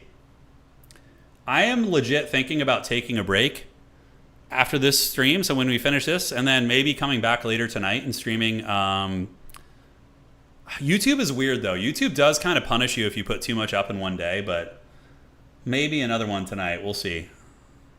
Maybe. We'll see how the hand feels. Any idea when the next DLC comes out? I don't know. Yeah. I got to look into that, actually. That's a good reminder here. Okay, let's refresh this. Khorne versus Vampire Coast. Alexander is not ready yet. Berserk is ready to go.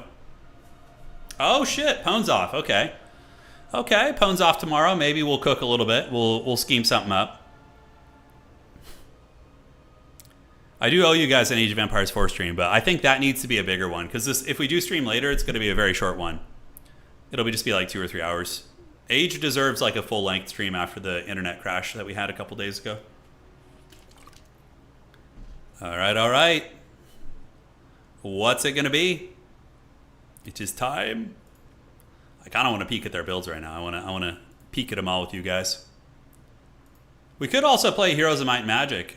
That could be fun. All's good, Matthew. Yeah, all's good. We're working through it. All right, good luck, have fun with these mighty champions. Welcome to the grand finals of today's tournament. It is going to be Berserk versus Alexander Nuts. Will he be able to drop his nuts, perhaps on the face of his enemy? Find out on today's episode.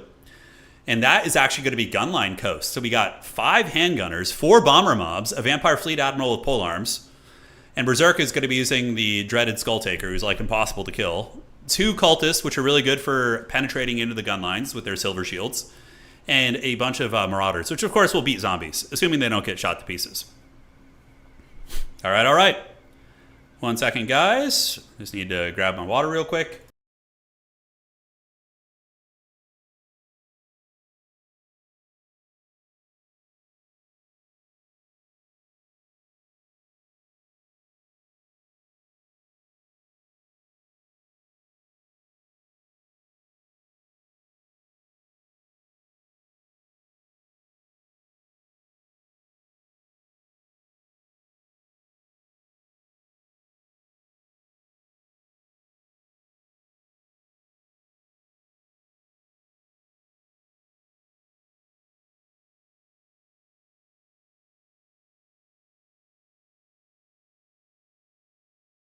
All right, we're back. What's up, Matt? Thank you for the donation. Hell yeah, man. Let's go. And I appreciate all of you guys choosing to spend your afternoons here today.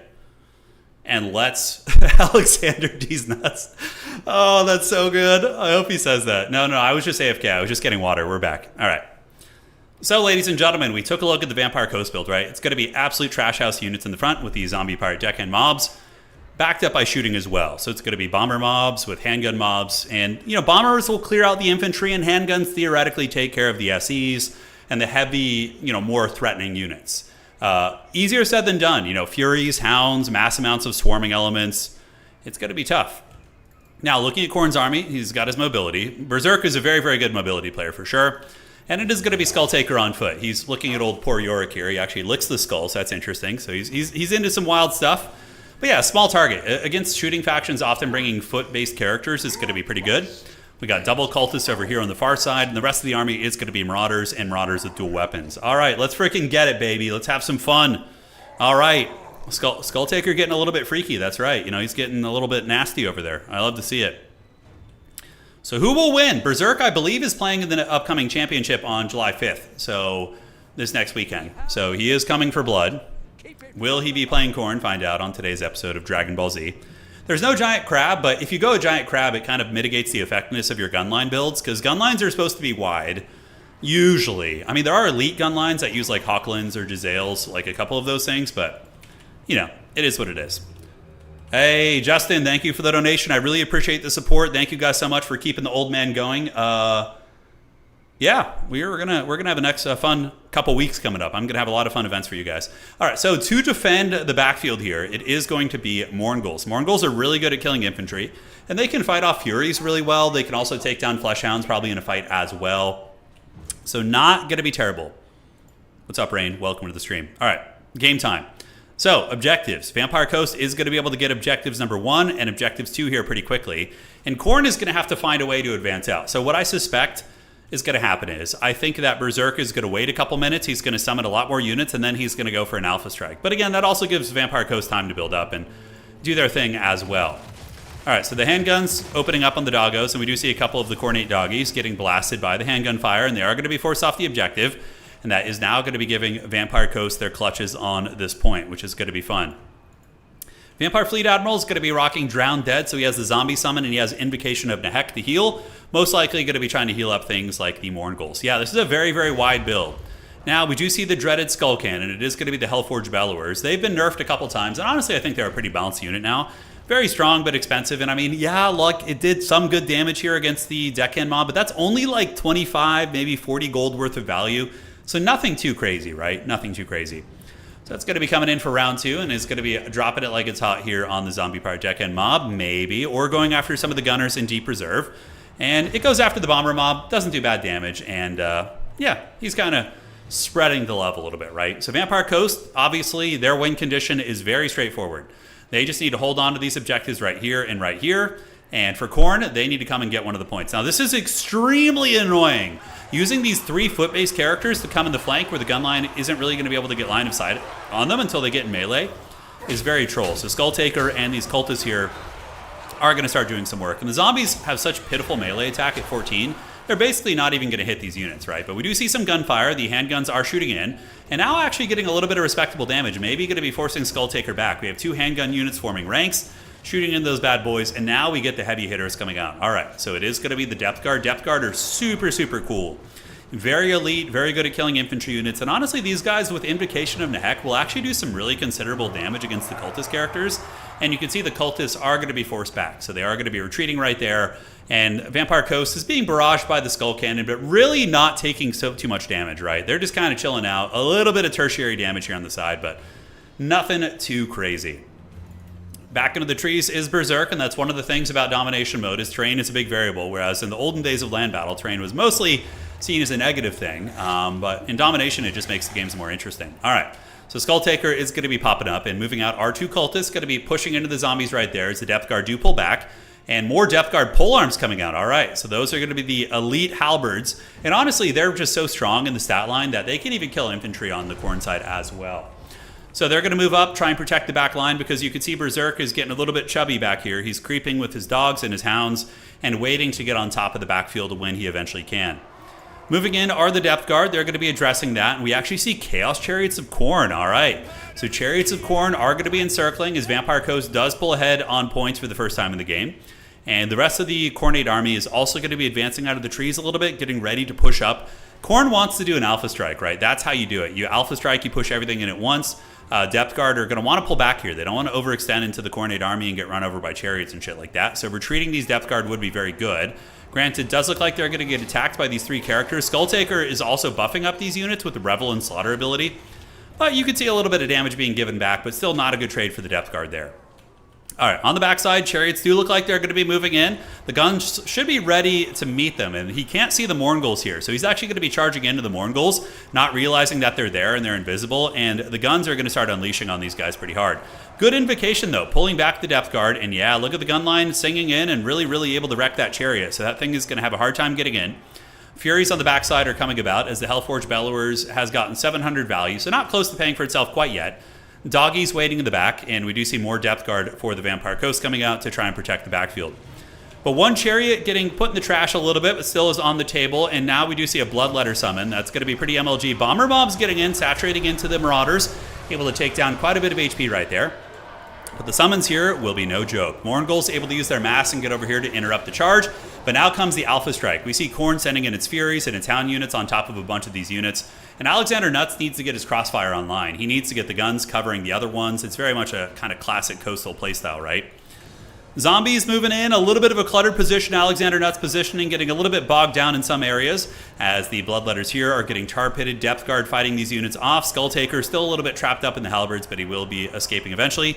And will Vampire Coast be able to hang and hold this position? I don't know. It's looking pretty good for Khorne, actually. Taking down one gun unit immediately in the backfield. Forsaken are going to be able to rip these zombies to shreds as well. Very, very strong there. They have super high weapon strength, but they're squishy themselves in the melee defense department, but they don't really care about that against Deckhand mobs who only have 17 melee attack. It makes their melee defense actually look feasible and decent, right? But that's actually pretty good for Alexander. He stabilizes multiple gun positions. Sword of Khorne with the steel chair coming in. Nukes down one of the handgunner units. The Blood God himself getting his sword dirty and getting into combat. And so far, Vampire Coast is holding on to the points. Bomber mobs are doing some really good damage onto the Marauders with dual weapons here.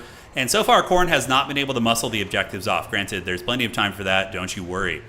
Warngul's coming in the back as well, so we do see the Night Terrors. They're going to be very excellent against many of these units. And Depth Guard trying to tie down the Chariots here. Chariots also being chased by the polearms there. On the backside, these character core, they're going to be a big problem. Now, a character like Luther Harkin could bully all of these guys, but Vampire Coast went with a very wide army. Doesn't have like a big, powerful combat character in this situation, right? Skulltaker, Cultists of Khorne getting into the Depth Guard. A couple guns are still online, but Khorne's bloody onslaught is now really, really showing. As they move in, they do have some Depth Guard in the front, which are going to be able to fight off these units. But more and more champions of the Blood God are engaging. Granted, if we look at this objective, it kind of looks like Vampire Coast is holding here. Their zombies are hanging in there. They still have some pistol mobs online, some handgun mobs online here as well. And the Night Terrors are kind of sweeping in and cleaning up a lot of the infantry. These guys cause terror as well, which is great, but they got the big, wacky, inflatable arm pimp slap attacks, so you can see they are able to get some of those. And probably will wear down these guys pretty quickly. Depth Guard, polearms also moving in, but Vampire Coast looks like they're in the process of potentially losing out on the side objective here. Granted, the Depth Guard are holding like absolute chads. And then now they're going to get attacked by 3 units, though. So the Khorngors are fleeing, but the motorcycle of the Blood God is coming in. The Harley Davidson from Hell is on its way, and it is going to roll through some of those units right there. Depth Guard polearms are bumping and grinding, but that point is going to be going to the Blood God. But Vampire Coast is holding on to that middle objective, which is very good. When you're in a value trading position, if you're kind of the faction that's value trading a little bit better, you want to at least make sure you can hold on to one objective so the game doesn't get ended too quickly. Now remember, even though Khorne is up on value, it's only by about 500 or 600, and the Vampire Coast does have a ton of healing in their build. Between the Morghuls with their hunger ability and a couple other things, they got some tricks. Depth Guard are mixed in, Morghul, Night Terrors are also here, but the Skulltaker, he wants a particularly fancy skull. He's actually on the hunt. You can see the Vampire Fleet Admiral's in the mix fighting here with some Depth Guard fighting, but Skulltaker is very close by and is going for the kill on the Vampire Fleet Admiral. If the Vampire Fleet Admiral gets caught by Skulltaker, it's potentially going to be dying very, very quickly. So value trading does continue. More and more Morghul's trying to sweep up in the backfield here as Khorne is going to be securing objective number 1. And here we do see objective 2 starting to flip to the Blood God. And I think it might be the beginning of the end here. I think Khorne has been able to fold up the gun line. You know, the thing about the gun line is when you go wide like this, it's really, you know, you're at risk of being enveloped. I think maybe if the gun line had played back here, using the edge of the map as a deterrent to being flanked, and then slowly pushed up towards objective 2 while taking value, that would have been a little bit stronger. Oh my god, the Sword of Khorne is so freaking nasty. Really able to melt that zombie pirate gunnery mob. Alright, I don't want to hear any shit about Khorne not using magic, because that shit is straight up magic, dude, you know?